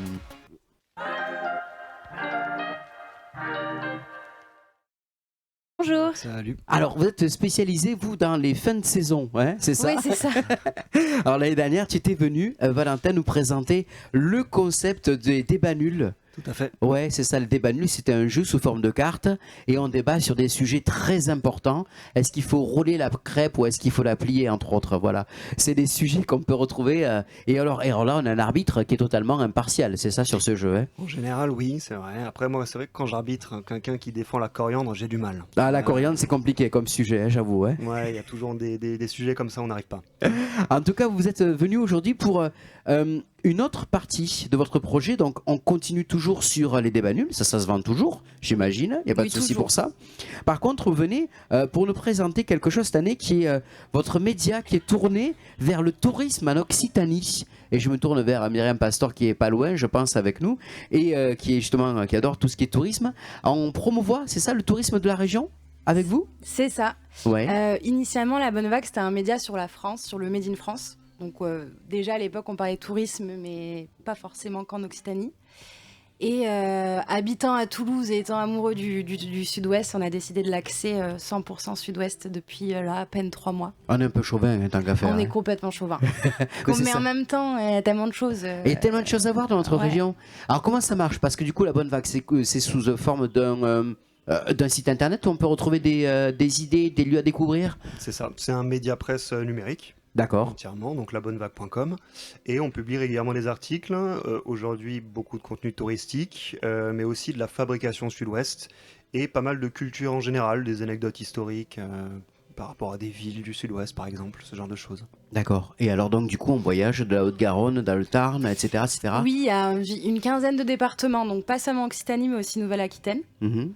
Et oui, on passe d'une anecdote sur la pelote basque à pourquoi Toulouse a les briques roses, au plus beau village du Tarn. Enfin, on essaye vraiment d'étayer plein de sujets différents et de changer de département tous les jours. Mais le but, c'est qu'en étant sur la Bonne Vague et qu'on veuille partir visiter 2-3 jours un département, on ait plus ou moins toutes les infos. Oui, c'est ça, c'est-à-dire que c'est donné surtout les bons endroits où Oui. on peut découvrir, pas que le touristique finalement. Non, ça va être les plus beaux villages, les plus beaux monuments et leur histoire. Des bonnes adresses aussi de restaurants, d'hôtels, etc. On essaye d'être le plus précis possible en tout cas, tout en laissant le temps à la découverte aussi, parce que l'idée c'est de flâner.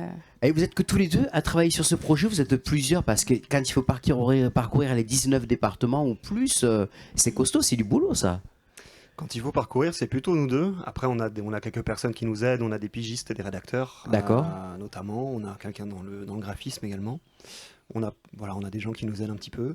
Et en général, on essaie de travailler un maximum avec les acteurs du tourisme, avec les offices du tourisme notamment. Aujourd'hui, la tendance est à regrouper des offices du tourisme, par exemple, puisque il y a beaucoup comment dire, il y a une suractivité un petit peu des offices du tourisme. C'est très, très dynamique aujourd'hui et elles font de plus en plus appel à nous. Et ça, c'est très satisfaisant. C'est chouette ça. C'est super. C'est beau. Vraiment. Et alors justement, c'est quoi la tendance 2025 pour se balader?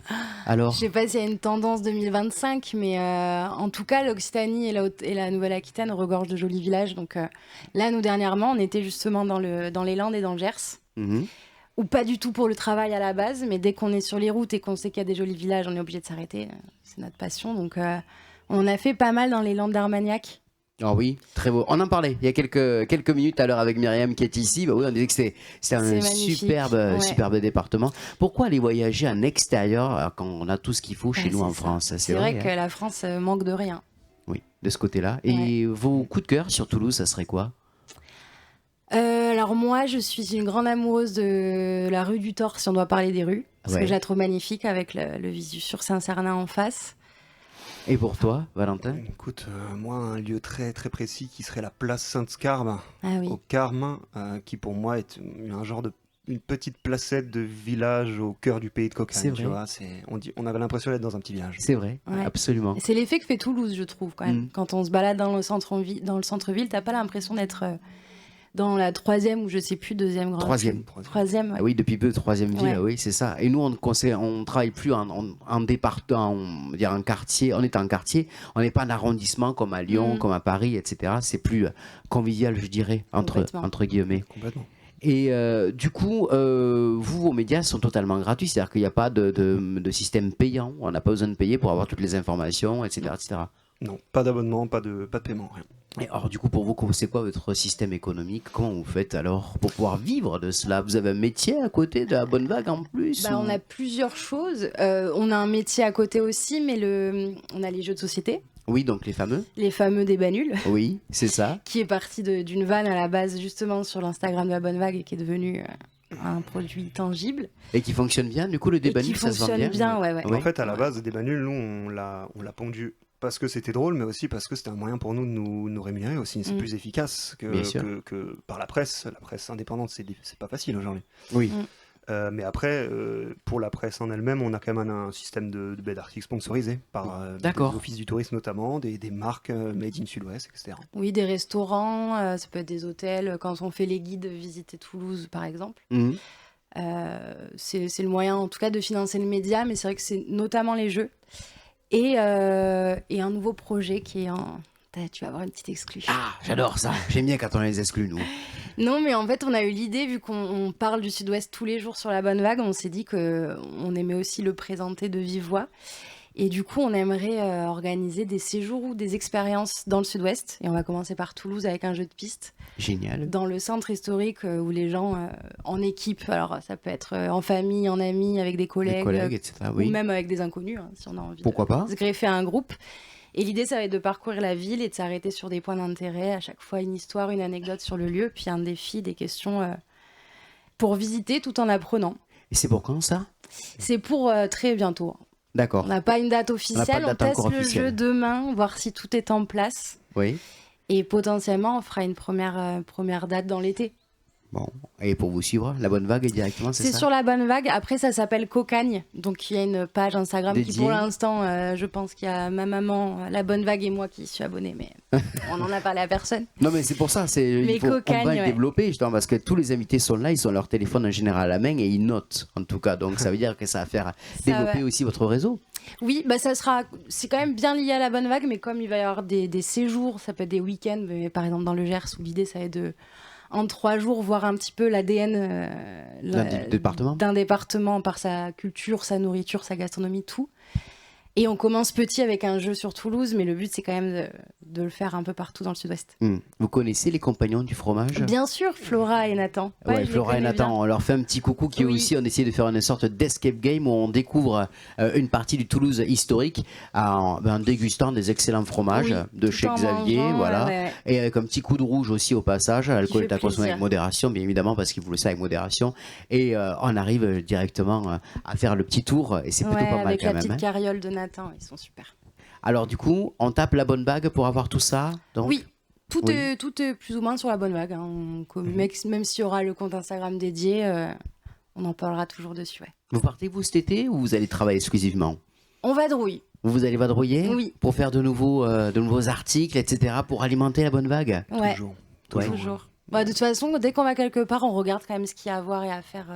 C'est le côté pro qui ressort, quoi. Le pro ou la passion, hein, je sais pas. On aime Oui, c'est la tellement question que ça. j'allais poser. Finalement, les deux sont mêlés, c'est ça? Ouais, complètement. Clairement. Moi, Ouais. je suis accro aux beaux villages médiévaux, par exemple. Je peux D'accord. pas m'en empêcher.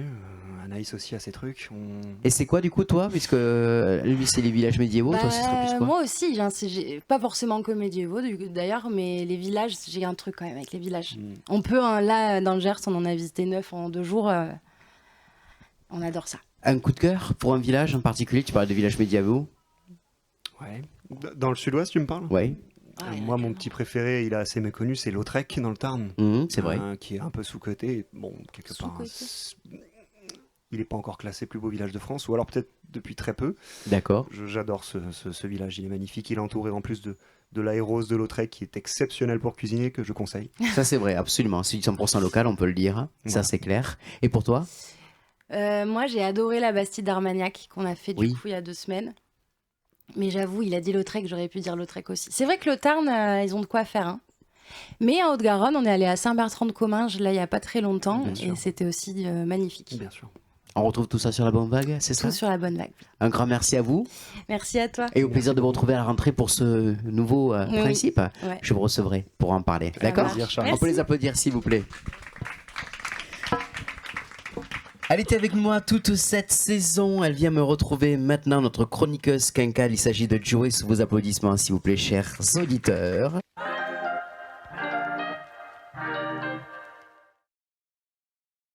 Alors, notre chroniqueuse Quinca qui est venue présenter ton activité, puisque tu es Oui. coach Quinca, tu aides Absolument. les femmes à partir de la cinquantaine à mieux vivre la période de la ménopause, on peut Voilà, le dire. parce que c'est pas une période, en fait, ça va durer jusqu'à notre mort. Oui, Et c'est donc, quand tu dis comme ça, là, on est vachement content là, dis donc.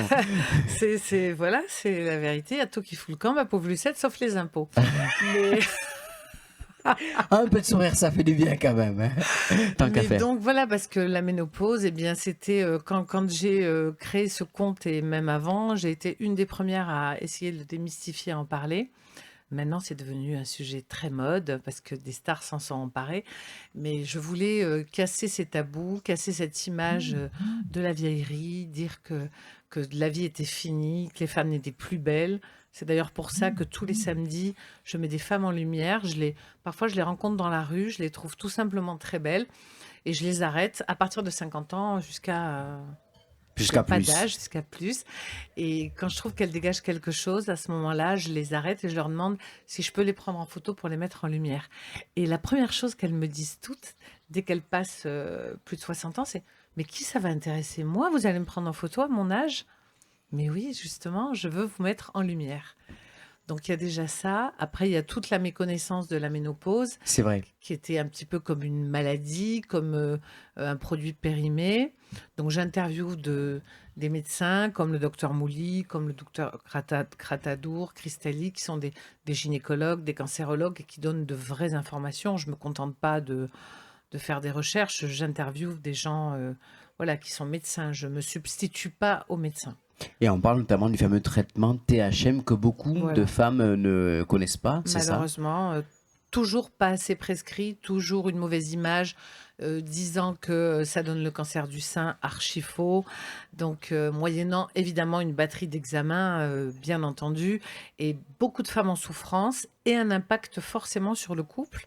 Il y a des femmes qui font une croix sur leur vie sexuelle parce qu'elles ont mal pendant les rapports, parce qu'on ne les écoute pas, parce que des gynécologues sont capables de répondre à une patiente « vous avez chaud, ouvrez la fenêtre ». Ça, c'est du conseil médecin, ça. Voilà, ça c'est des Franchement, témoignages que je reçois, ou bien vous n'acceptez pas de vieillir, ou alors on leur colle des antidépresseurs. Je crois qu'on est le royaume des antidépresseurs, quand même, la France. Et donc il y a des femmes qui m'écrivent et qui ont abandonné leur chéri, leur vie, parce que elles souffrent tellement, elles sont tellement mal dans un brouillard cérébral, etc., qu'elles font une croix sur tout. Et moi, ça me bouleverse.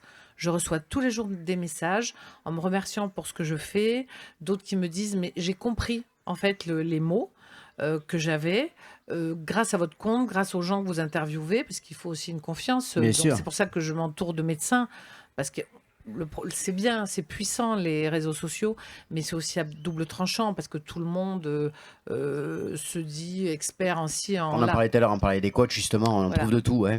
Donc là, moi, c'est vraiment des médecins qui parlent. Après, comme je dis, je ne suis pas médecin, donc après, vous voyez avec votre médecin. Mais je suis contente quand j'ai des messages en disant, voilà, grâce à vous, j'ai pris rendez-vous. J'ai constitué une liste en France. J'ai pas tous les départements, parce qu'il faut savoir qu'il y a 12 départements sans gynécologue en France. Ah oui. Ce qui est énorme. J'ai des guerrières qui vont traverser la France pour aller rencontrer, qui ont pris rendez-vous il y a 2 ans avec le docteur Mouly, par exemple, parce qu'elles ont personne dans leur département, parce qu'elles ont confiance. Donc j'ai commencé à constituer une liste de médecins ou de gynécologues, puisque les médecins ont aussi le droit de prescrire le THM, pour aider ces femmes, ceux qui sont pour le THM. Donc, ce qui m'a permis d'avoir des contacts comme le docteur Gratadour qui un jour m'a contacté en me disant « Vous m'avez adressé une patiente, je ne vous connais pas, j'ai regardé ce que vous faisiez, c'est génial, moi je suis pour le THM, je le savais puisque... » Voilà. Et donc, tout ça fait boule de neige et les femmes se sentent moins seules. Parce que les hommes sont très accompagnés, il y a moins de tabous sur l'andropause, en tout cas il y a une prise en charge, et il n'y a pas de prise en charge. Il y a 16 millions de femmes ménopausées, on le sera tout un jour. Et donc, à un moment donné, il va falloir que ça évolue. On est limite sur le scandale sanitaire. Je pense que les gens n'imaginent pas l'impact que ça a sur la vie d'une femme, sur sa sexualité, sur son couple. C'est terrible. Et c'est vrai que c'est important de pouvoir en parler. C'est pour ça que tu es venu durant toute cette année vrai. dans le brunch pour en parler une fois par mois en Oui. chronique. Et du coup, ça fait quoi maintenant de faire de la radio en plus et de pouvoir apporter sa voix? Moi, j'adore. Déjà, merci parce que tu as été le premier quand on s'est connus, à dire allez, ok, moi, la ménopause, pourquoi pas, et t'es un homme. Donc, déjà, merci. Ça fait longtemps que notre aventure continue et il s'est créé aussi une amitié entre nous. Et puis, il y a aussi ces chroniques enregistrées qui passent 2 fois par semaine sur des thématiques. Donc, voilà, moi, j'ai envie que les femmes ne souffrent pas, j'ai envie qu'elles soient écoutées. Tout ça, c'est très important pour moi d'aider. Donc, je fais ça avec mon cœur. Ça me prend énormément de temps. Mais dès que je reçois des messages d'amour comme ça en disant « ça y est, j'ai trouvé, grâce à vous, j'ai un rendez-vous, je comprends ce qui m'arrive », tout ça me réjouit et je suis contente de pouvoir faire du bien à mon échelle. Où c'est qu'on peut te retrouver justement sur les réseaux sociaux pour pouvoir en parler tout ça? Surtout sur Instagram, la cinquantaine et alors, tout attaché. Donc n'hésitez pas à m'envoyer des messages. J'essaie vraiment de répondre à tout le monde. Donc voilà, c'est essentiellement Instagram. Je suis un peu sur TikTok, mais pour moi, c'est Instagram. Ben, je crois qu'on peut l'applaudir pour tout le travail qu'elle propose et qu'elle fait. Joey, pour les dames ménopausées, puis on aura grand plaisir de se retrouver bientôt. Et alors La cinquantaine, et alors, dis donc, c'est un peu ça. Hein, on aura plaisir de se retrouver très bientôt, ma On chère. va se retrouver, bien sûr. Merci à toi. Merci. Ah, mais je vois qu'on a du monde qui est arrivé derrière. Elle peut nous accorder 5 petites minutes? Oui. Alors elle va venir nous retrouver en modifiant notre répertoire qui n'était pas prévu comme ça, mais j'aime quand c'est pas prévu. Venez. Ah ben on a un invité qui n'était pas prévu non plus. Je l'avais pas invité.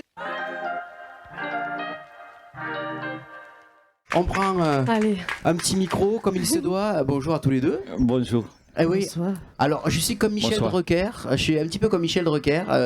Michel Drucker qui a dit à tes enfants, j'aimerais un jour interviewer ton papa. Du coup, j'ai eu la chance d'interviewer Michel Drucker. Je fais comme ça. J'aurais demandé à tes enfants, j'aimerais bien interviewer votre papa. Et j'ai la chance d'avoir aujourd'hui, Fabien. Oui, mais on l'a fait déjà, non? Non, interview jamais, mon cher. Ah non. Ah, non, non. C'est pourquoi tu me suis pas. C'est très intéressant. On avait été, mais ça va. Je suis content d'être ici. Alors, je suis ravi de vous recevoir tous les deux. Aujourd'hui, c'est la présentation de ton EP, c'est ça? Oui, alors Saudade. c'est ça exactement, l'EP qui est sorti le 13 juin. Oui. Et là, j'ai voulu organiser un concert pour présenter l'EP et surtout mon univers parce que peu de gens connaissent la bossa nova, surtout la bossa nova française. Bon, là, je chante aussi en portugais du Brésil. Et j'invite donc les invités qui sont sur mon EP, dont Fabien Ordonez avec qui on a écrit une chanson ensemble, et Chafao aussi qui est dans l'EP. Donc voilà, une grande soirée, parce qu'il y a aussi une première partie, un DJ. Dans la première partie, c'est Nassou, une copine à moi qui est avec moi en fait en musicologie. D'accord. Oui, c'est tes études de musicologie. C'est ça, c'est dans mes études et j'ai voulu l'inviter en première partie parce que j'aime beaucoup ce qu'elle fait. Je vois que j'ai déjà vu ce qu'elle faisait et je trouve qu'elle a beaucoup de talent. Et ensuite un DJ qui s'appelle DJ Tayebi que j'avais vu au mariage des artistes. Et j'avais beaucoup aimé son univers et il nous fait le plaisir aussi d'être là ce soir. Alors Fabien, quand on t'a fait la proposition d'aller avec Lisa, t'as répondu oui de suite. Ça te parle la bossa nova forcément? Non, j'ai pas de. Ça te parle pas du tout? Si, bien sûr. Non, mais moi, Lisa, je suis un peu son parrain là. Et je l'avais fait monter sur scène quand on était à Grenade, c'est ça? Oui, c'est ça. Et puis depuis, on a resté en contact, on s'est connus, et puis ça me fait plaisir d'aider et de partager des chansons et des nouveaux répertoires avec des nouveaux musiciens et musiciennes. Donc, je suis super content et très content du boulot qu'on a fait. Et alors, justement, le travail qu'on a fait, oui. Et on peut dire que la bossa nova, c'est vrai que toi, tu as commencé sur de la pop. Moi, je t'ai reçu il y a 3 ans, c'est ça, pour tes débuts. Et puis alors, qu'est-ce qui t'a fait dévier sur la bossa nova? C'est plus un revival sur tes grands-parents? C'est par rapport à tes origines un petit peu? Alors, premièrement, pas vraiment par rapport à mes origines, mais parce que c'est un style que j'aime beaucoup. En fait, j'ai toujours aimé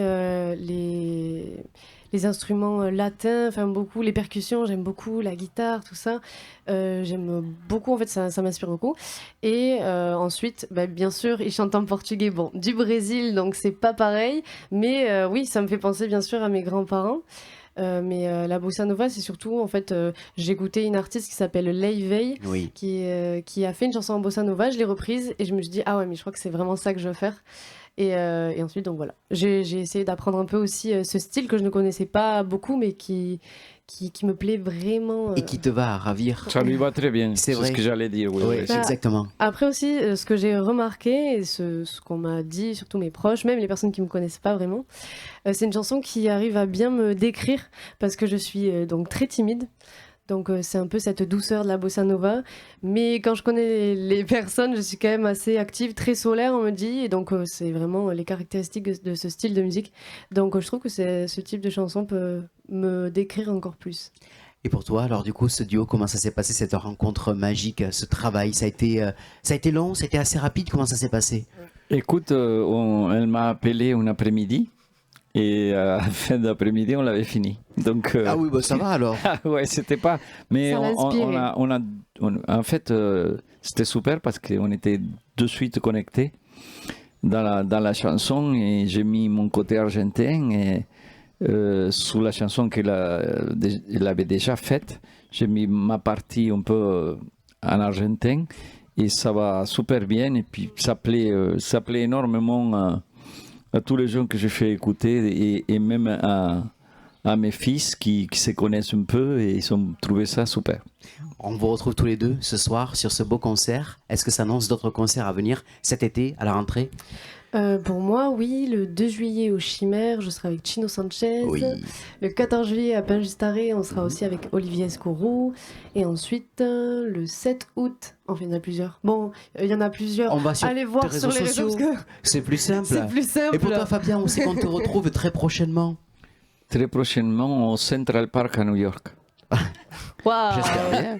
Ça sonne bien. Hein? Oui, ça va bien, oui, tout à fait. Oui. Mais oui, il y a mes fils qui sont invités par l'ambassade pour tous les 13 juillet, fête la fête nationale française là-bas au Central Park. D'accord. Et cette année, il y a Big Flo et Oli, donc il y a Patrick Bruel et Box Sinclair, je crois. Et donc, quand j'ai entendu ça, j'ai dit, moi, je suis aussi là-bas. Bah, c'est super, ça. Génial. Donc, ouais, je pars 4 ou 5 jours en plus pour profiter un peu de visiter New York. Et après, à la rentrée, j'ai des concerts, mais je t'avoue que je ne me rappelle pas tous les endroits. Je sais que je suis à un grand festival à Sanary-sur-Mer. D'accord. Vers Marseille, là-bas, vers Aubagne. Et après, je n'ai pas les dates en tête. Là. Bon, mais c'est pas grave, toi aussi sur les réseaux sociaux. Oui, voilà, vous allez au Facebook, Fabien Ordonné, tout est là. En tout cas, un grand merci à vous deux. Je sais Merci que là, ça y est, ça va partir. Oui. Je sais qu'il y a l'agent qui est en train de regarder derrière et me dit timing. Il est prêt. Oui. On aura grand plaisir de retrouver ton Merci beaucoup pour EP, l'invitation. Sodade. On peut le retrouver donc directement. C'est sur les plateformes. Oui, streaming. sur les plateformes. Et en plus, maintenant, il est disponible en physique. Yes, voilà. ça j'aime ça. Donc, un CD physique aussi, si jamais vous le voulez. Il y a mon adresse mail. On verra un peu comment on fera pour vous les envoyer. Mais même ce soir, si jamais vous voulez aller ce soir, voir c'est le les petit moments où merch, jamais. Exactement. Exactement. Merci à tous les deux. Je vous laisse merci, vous Charlie. préparer. Et au plaisir de vous retrouver Merci. très vite. Voilà, j'aime quand le direct se transforme comme ça. Et ça, c'est plutôt génial. Allez, tout de suite. Oui, si tu veux le ramener à Sophie. Oui, au passage, c'est à Sophie. On va passer médecine chinoise. On applaudit Sandy, s'il vous plaît. On peut l'applaudir bien fort.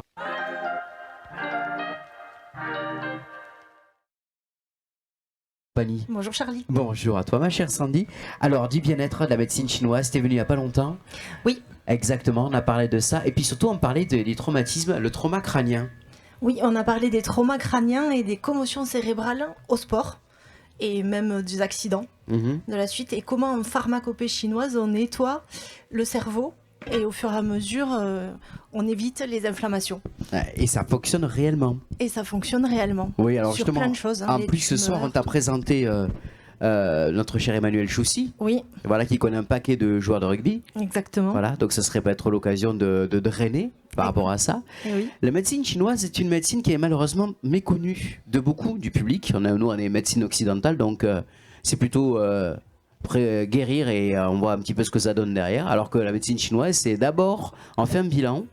On et répare le après, terrain. On prépare le terrain. On répare le terrain et au fur et à mesure, le corps va mieux et la maladie disparaît. Mais Voilà. c'est vrai que des fois, on est moins rapide et moins pertinent sur certaines choses parce que du coup, on va réparer le terrain.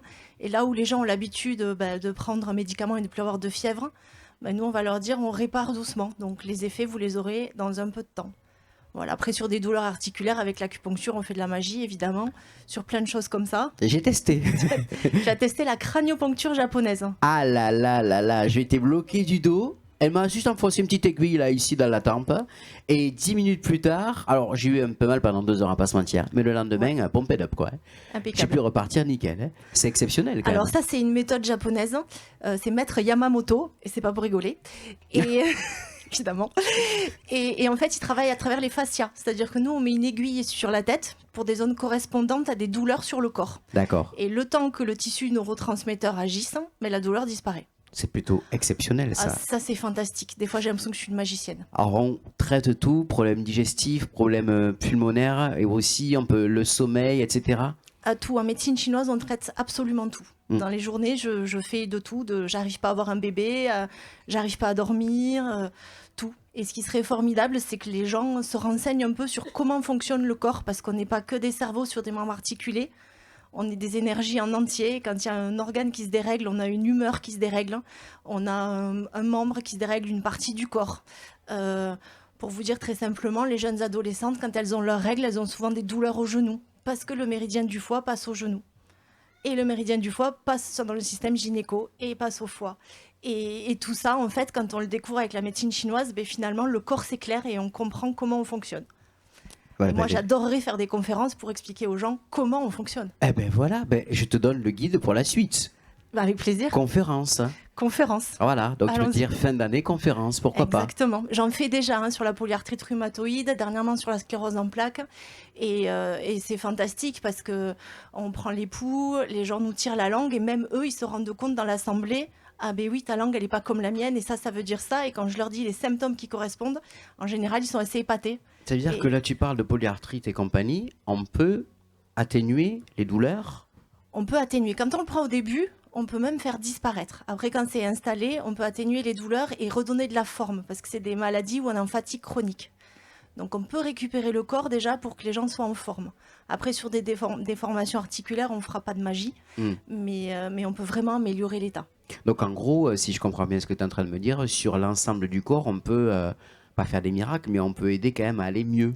On peut aider à aller mieux. Et si on fait comme les Chinois, qu'on vient sans être malade, on peut aller très bien, très longtemps. Voilà, en ayant une hygiène de vie tout à fait classique, normale. Exactement. Oui. Donc, je rappelle, parce que je ne l'ai pas dit sur cette émission-là, c'est le centre Phoenix, tu as Pimbalma. Oui. Vous êtes plusieurs dans le centre. Nous sommes 6. Voilà. Il y a une ostéopathe avec qui je travaille énormément. C'est toutes les deux, oui, d'ailleurs toi aussi, tu es passée dans les mains d'Angélique Giovannini. Il y a Lucille Moton qui est une fasciathérapeute. Alors elle va travailler les fascias de la tête aux pieds. Il y a Sandrine Dadalto qui est psychothérapeute, qui travaille avec des cartes, qui a plein de méthodes. Elle fait de la psychophanie, enfin, elle est hyper intéressante. D'accord. Il y a une orthophoniste, Sandrine Lacoste, et une orthoptiste, Laetitia Pinero. Et en plus, ce qu'on peut préciser, c'est quand même que les rendez-vous, on les a rapidement. Oui, on a des grosses plages horaires et on a des rendez-vous assez vite pour toutes les filles. Bon. Voilà. Et est-ce que tu as des choses récurrentes qui reviennent essentiellement? Non. Non. Franchement, mes journées sont diverses et variées. Bah, c'est bien, moi tu t'ennuies pas. C'est super, exactement. Ouais, ça, je m'ennuie jamais. Ça, c'est plutôt une bonne chose, Voilà. on peut le dire. Bon, donc, Centre Phoenix, on peut taper Centre directement. Phoenix, Pimbalma, vous Oui. nous trouverez et ensuite on vous accueille avec plaisir. Et on sait, quand on a un problème, dire vous seriez mieux chez l'ostéopathe, vous ferez mieux d'aller chez la fascia et vous avez une prise en charge totale. Et des fois, on intervient dans les cabinets des autres. Oui. Ça, c'est hyper intéressant parce que des fois, j'appelle Angélique au secours sur une articulation parce que ça me permet d'aller plus vite pour le patient. Et vice-versa, si elle sent que c'est trop bloqué, elle me dit tu peux m'aider en acu vite fait. Et moi, je passe, hop. Et elle travaille mieux en ostéopathie. Donc vice-versa. Et pour Lucille, pareil. Et même, on peut dire que tu as des médecins généralistes traditionnels qui t'envoient des patients. Oui. Oui. On a des chirurgiens, des Comme médecins. quoi, il n'y a on pas de travaille avec- frontières et qu'il y en a certains qui sont quand même relativement ouverts. Oui, il y en a beaucoup maintenant. Oui, oui. Ben, en tout cas, c'est une excellente chose. Il faut que ça Même continue, il les faut que ça dure. généralistes de Montrabé, tout ça que je remercie, de Balma, certains, voilà, qui nous envoient des gens, c'est super. Ben, et en on tout travaille cas, ensemble et c'est génial. bravo. Et tu travailles souvent parce que je passe souvent devant ton cabinet et tu travailles beaucoup. Je vois souvent ta voiture. Ouais, j'adore mon métier. Ben, ça c'est beau à voir. On peut l'applaudir bien fort. Sandy, le Centre Phoenix, au plaisir de te retrouver l'année prochaine, n'est-ce pas? Notre dernière invitée, c'est plutôt notre chroniqueuse. Elle est là, elle est avec nous et elle s'appelle Kietao, la décoration. On peut l'applaudir bien fort, s'il vous plaît, bien sûr.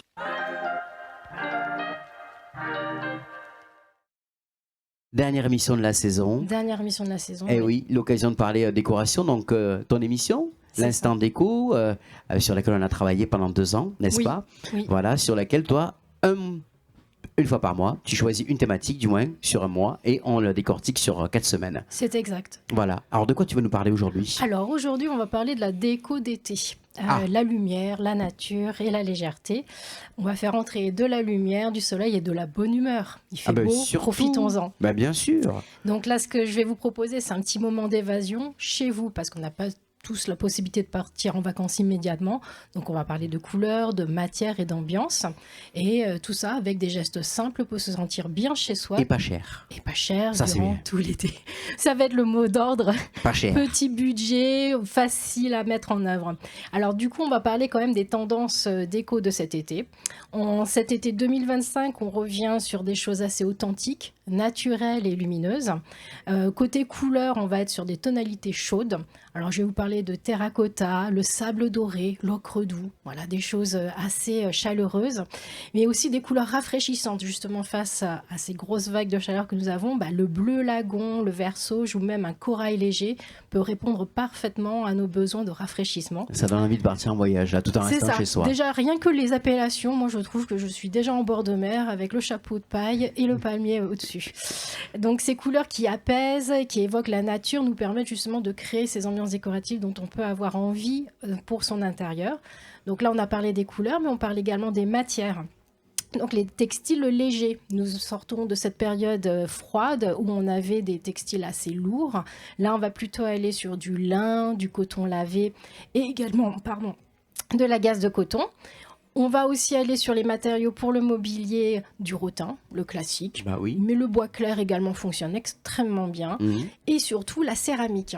De plus en plus en décoration, là on revient sur de la céramique brute qu'on peut mettre en couleur soi-même. Ça peut faire partie d'une petite activité du week-end. À faire en famille. À faire en famille, Bah oui. mais véritablement ça se traduit par des petits objets. On ne se contente plus qu'à avoir de la céramique, juste on imagine pour des pots de fleurs, pour les plantes, mais véritablement des objets de décoration. Donc ça se traduit par des masques, des petites statuettes, mais aussi pas mal en bijoux qu'on retrouve énormément. Et donc le mot-clé, je dirais, c'est vraiment l'authenticité. Voilà, de la matière naturelle, brute, et qui nous appelle vraiment à avoir une ambiance simple, douce, et surtout de la lumière, puisque c'est ce qu'on va rechercher quand on sort de la période hivernale. Donc ça, c'était les tendances. Et puis si on va parler aussi des quelques petites astuces, tant qu'à faire. Je vais vous dire un petit peu ce qu'on peut faire. 2-3 astuces, on y va. Donc déjà, on va viser tous les textiles qu'on a à la maison. Donc je vous ai donné les conseils concernant la nature de la matière. Donc on va par contre viser du coup les rideaux. C'est l'occasion justement de changer, d'enlever ces rideaux d'hiver. Et on va les mettre du voilage, des choses assez douces, légères, qui va pouvoir permettre à la lumière de filtrer naturellement bien sûr. à travers nos fenêtres. Mais il y a aussi les nappes, les coussins. C'est l'occasion aussi de mettre de la couleur, de changer la texture et les motifs que l'on peut avoir de locaux. Ensuite, on va faire entrer la nature. Parce qu'on va justement Les rechercher... plantes. Voilà, Bah on, oui. on va placer des plantes. Et alors, quel type de plante pourrait nous rappeler un peu les vacances? Alors là, moi, je suis très mauvais en plantes. Vas-y, accroche-toi. Cactus, Ah oui, pourquoi pas. tous les plantes grasses, les palmiers, c'est toutes ces plantes-là qui nous rappellent un petit peu l'ambiance qu'on a là à l'île de Tara. Voilà, donc ça c'est tout à fait intéressant, mais aussi les herbes aromatiques. D'accord. Ça marche très bien, puis d'ailleurs ça nous donne envie de faire des salades avec ce temps-là. Le cuisiner, c'est parfait. Exactement, Bien donc ça sûr. correspond très bien. Et enfin, petite dernière astuce, pourquoi pas s'aménager un coin dit été. On a son intérieur classique, on n'a pas envie de tout chambouler, eh bien on peut créer un petit coin dans son salon, ou alors si on a la chance d'avoir un balcon, sur son balcon, mais en tout cas créer un petit espace cocooning qui nous rappellera cet esprit de vacances. Donc le tapis de jute, quelques coussins de sol, la guirlande solaire, ça fonctionne à tous les coups. Un petit peu de sable aussi, tant qu'à faire. Alors ça, il faudra voir après pour la gestion du sable. Et puis, bien sûr, les bougies parfumées, les petites lanternes. Voilà, tout ce qui pourrait nous rappeler un peu ce qu'on peut imaginer autour des vacances en bord de mer. Et bien sûr, l'extérieur. À l'extérieur, qu'est-ce qu'on pourrait faire? Parce que là, je vous ai parlé de l'intérieur de la maison. Et à l'extérieur, bien, si on a une terrasse, pourquoi pas jouer sur... un petit style bohème, donc tapis d'extérieur, des suspensions, des chiliennes, et le tout avec toile rayée. Enfin voilà, on reprend ces codes décoratifs. Si on a un balcon, on n'hésite pas à faire de la décoration verticale, justement avec des jardinières suspendues. C'est ça, on va pouvoir habiller en fait tout son environnement grâce à ça, avec des étagères également. Et puis on s'imagine un petit tabouret comme ça, le matin on peut poser son petit café. Ah oui, c'est et on bien est ça. dans l'ambiance estivale. Ah ben, c'est parfait. Et enfin, si on a cette chance-là d'avoir un grand jardin. On peut créer plusieurs ambiances. Donc, ne pas hésiter finalement à créer des espaces dédiés avec des petites thématiques. Un coin hamac pour se relaxer, faire sa petite sieste. Un petit coin plutôt de lecture. Un coin repas aussi. Un coin pétanque aussi. Un coin pétanque, là, c'est un très, très grand jardin. Oui. Et puis aussi un petit coin ludique pour les enfants. Il faut penser à eux aussi. Bien sûr. Qu'ils profitent du jardin, mais d'avoir un coin dédié, ça peut être très intéressant. Donc, la conclusion de tout ça, moi, je dirais, c'est, voilà, les vacances. Éclatez-vous. On s'éclate, on lâche prise surtout, on allège les espaces visuellement, on apporte de l'aération à l'ensemble pour pouvoir profiter un maximum de son été. Ah ben merci Ketao, je crois qu'on peut l'applaudir. Avec grand plaisir. Bah oui, on peut te retrouver ton site internet. Alors oui, on peut me contacter via le formulaire qui est sur le site internet d'AKT.fr. Voilà, c'est ça. Puisque donc, je n'ai pas reprécisé, mais elle est experte en décoration, elle a sa société de décoration sur Toulouse, sur les environs, pour les professionnels, pour les particuliers. Ça fait une dizaine d'années que Voilà. j'exerce cette profession avec grand plaisir. Donc c'est justement l'occasion de faire appel à tes conseils. C'est ça, je te remercie Charlie. Un grand merci à toi Ketao. On peut l'applaudir encore une fois s'il vous plaît.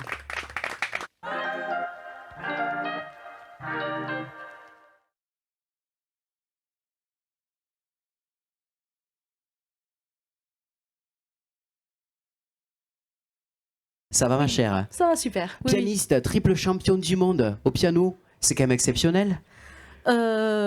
Oui, peut-être. Oui, on peut le dire, bah ouais, carrément, c'est ça. Oh ouais, tout à fait, bravo à toi en tout cas. Merci beaucoup. Alors donc, tu pratiques le piano depuis que tu es adolescente. Tout à fait. Voilà, Oui. tu n'avais jamais fait de piano juste avant que tu entendes rappelle-moi le titre. Alors, c'était un petit peu un hasard. Hein. J'étais à la foire de Toulouse et il y avait quelqu'un qui jouait magnifiquement bien la marche turque de Mozart. Et donc, en rentrant chez moi, on avait un piano qui servait à rien. Et donc, j'ai ouvert le piano et j'ai commencé à poser mes mains dessus. Un petit peu, voilà, c'était un petit peu un jeu au début. Et puis après, c'est devenu ma passion et maintenant mon métier. Voilà, donc imaginez, vous savez pas faire jouer du piano, par contre elle arrive, elle fait la marche turque de Mozart.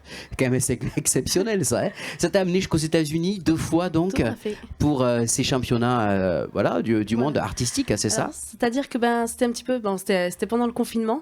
Il y avait une annonce sur internet qui disait est-ce que vous voulez tenter un championnat à Los Angeles? Je dis c'est le confinement, je tente, j'envoie ma vidéo et puis on verra. Donc j'ai envoyé une vidéo, j'ai été sélectionnée. Voilà, donc après il y a eu plusieurs étapes de casting. Donc j'ai participé au championnat de France à Cannes en 2021 où j'ai été championne de France instrumentiste, médaille d'or, donc c'était juste la veille du festival de Cannes. Et puis après, en 2022, il y a eu la crise, donc je n'ai pas pu partir à Los Angeles. Oui. Par contre, en 2023, j'ai repassé encore une fois le casting, donc le championnat de France à Cannes. J'ai encore été une deuxième fois championne de France instrumentiste. Et donc, ça m'a donné la possibilité de participer donc, au championnat du monde des arts du spectacle qui se sont déroulés à Los Angeles. Donc, il y avait plus de 1600 artistes qui se sont présentés.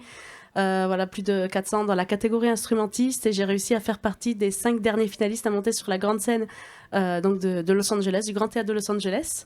Et puis, en 2024, on m'a dit « Mélodie, ça te dirait de reparticiper encore une fois au championnat ?» Je dis allez, pourquoi pas, let's go. Donc 2024, rebelote, j'ai reparticipé encore une fois au championnat du monde à Los Angeles. Et donc j'ai eu plus de médailles encore. La première année, j'étais triple championne du monde instrumentiste. Et j'ai eu 10 médailles. Et la deuxième année, donc en 2024, j'ai été triple championne du monde instrumentiste encore une fois et championne du monde en chant lyrique. Et je suis revenue avec 14 médailles, dont 9 en or, 14 médailles pour un 14 juillet. Voilà. Juste ça, je crois qu'on peut l'applaudir bien fort quand même. Hein. Alors le futur, c'est quoi? Est-ce que tu as des projets en cours là? Alors là, je suis en train de préparer mon 6e album. Oui. Bon, ça faisait un petit moment que je dis je fais mon 6e album, donc il est toujours en cours. J'espère pour bientôt pouvoir le sortir. C'est vrai que les championnats, tout ça, ça m'a pris pas mal de temps. Donc je dis cette année, il faut absolument que je le sorte. Allez. Donc j'espère pour... je dis le scoop. Allez, j'adore. On en a plein de scoops ce soir en plus, on a de la chance. Hein. Septembre, octobre, peut-être novembre grand maximum, mais j'essaie de le sortir à cette période-là, quoi. Bon, en tout cas, bravo à toi. On peut te retrouver où sur les réseaux sociaux, Mélodie? La fameuse question. La fameuse question, reste en calme surtout, s'il te plaît. Je vais essayer de ne pas le dire très très vite. Oui. Alors moi, c'est Meldy Mélodie, donc c'est 2 fois mon vrai prénom, c'est Mélodie, mais la première fois, c'est... alors je commence à me mélanger. Non, je vais y arriver. Alors mon vrai prénom, c'est Mélodie, mais pour le fun, j'ai enlevé le O la première fois. Tu vas y arriver. Je vais y arriver. Donc, MELDY. Accroché, Mélodie avec un Y. Voilà. Voilà, c'est Meldy Mélodie. Puis sur Instagram, c'est Meldy Musique, MLDY, MSIQE. Voilà. Voilà, alors je pense que ça y est, on a trouvé la solution. Bon, on est pas mal. Je crois qu'on peut l'applaudir encore une dernière fois, s'il vous plaît, mesdames, messieurs. Merci beaucoup. Merci un grand Charlie. merci. Merci beaucoup. Ah bah oui. Alors, ça y est, j'aimerais qu'on remercie encore une fois l'île de Tara qui nous a reçus aujourd'hui ici pour ce magnifique lieu. Pour cette dernière émission. On remercie également l'équipe de Rec Studio qui est avec nous et qui nous a permis de réaliser cette émission en extérieur. Oui, Recbox, plutôt, excusez-moi, 2 heures d'émission de la Filée Show. On peut les applaudir bien fort parce que ils se sont installés en 2 temps, 3 mouvements. Ils nous ont fait un truc absolument génial. Voilà. Alors, donc je vous disais, c'est la fin de cette émission, c'est la fin de cette 44e édition du brunch 2024-2025. Et je vais vous faire une confidence, chers auditeurs. Il y a 2 choses qui sont très difficiles à faire en radio. Je ne vais pas y arriver. La première, c'est d'arriver avec un concept d'émission et puis d'essayer de l'imposer au public. Et la deuxième, c'est de dire au revoir. Voilà, donc ce soir, c'est la fin d'une très belle aventure qui aura duré 6 ans sur Radio Axe Sud. On tourne la page. Avec vous, 6 ans qui vont être difficiles à dire en 3 minutes, mais voilà, on m'a ouvert la porte. Je remercie Laurent Espinoza qui est animateur, qui un jour m'a croisé sur une animation. Il m'a dit, vous devriez faire de la radio. J'ai jamais fait ça. Une plaisanterie qui aurait dû durer peut-être 2-3 semaines et qui finalement a duré 6 ans. Un grand merci également derrière à monsieur Christian Semblanca, le président de Radio Axe Sud, qui m'a dit, tu fais l'émission que tu veux, avec qui tu veux, à la fréquence que tu veux. On peut pas rêver mieux quand on commence à radio quelque part. Et c'est ça, la force des radios locales et associatives, c'est qu'on vous donne votre chance. En 6 ans, je suis passé par tous les stades. J'ai été animateur, j'ai été technicien, directeur d'antenne, directeur de programme. J'ai fait plein d'émissions pour vous. J'ai fait Vous avez la parole dans le centre du brunch. J'ai fait le brunch. J'ai fait également les interviews de Charlie, 450 interviews par an avec vous, grâce à vous. Ça a été également des émissions avec des chroniques avec qui on a travaillé avec des personnes qui sont ici présentes ce soir. Et puis un grand merci, bien entendu, à tous ces invités qui m'ont fait confiance dès le départ. Et un merci à vous, chers auditeurs, qui m'avez accueilli depuis le début, en cours de route ou il n'y a pas si longtemps. Dans vos foyers, dans vos voitures ou également au travail. Voilà, je vous accompagne dans le morning, pas toujours réveillé entre 7h et 9h chaque matin, mais ça a toujours été un véritable plaisir de vous suivre. Et ça a été ces 6 ans d'une aventure vraiment extraordinaire. La radio ne s'arrête là aujourd'hui sur Axe Sud. Elle prendra un autre tournant à partir de la rentrée, différemment. Je suis en train de travailler pour vous. Et juste une petite dernière chose que je dirais, je finirai par une phrase qu'avait dit un invité.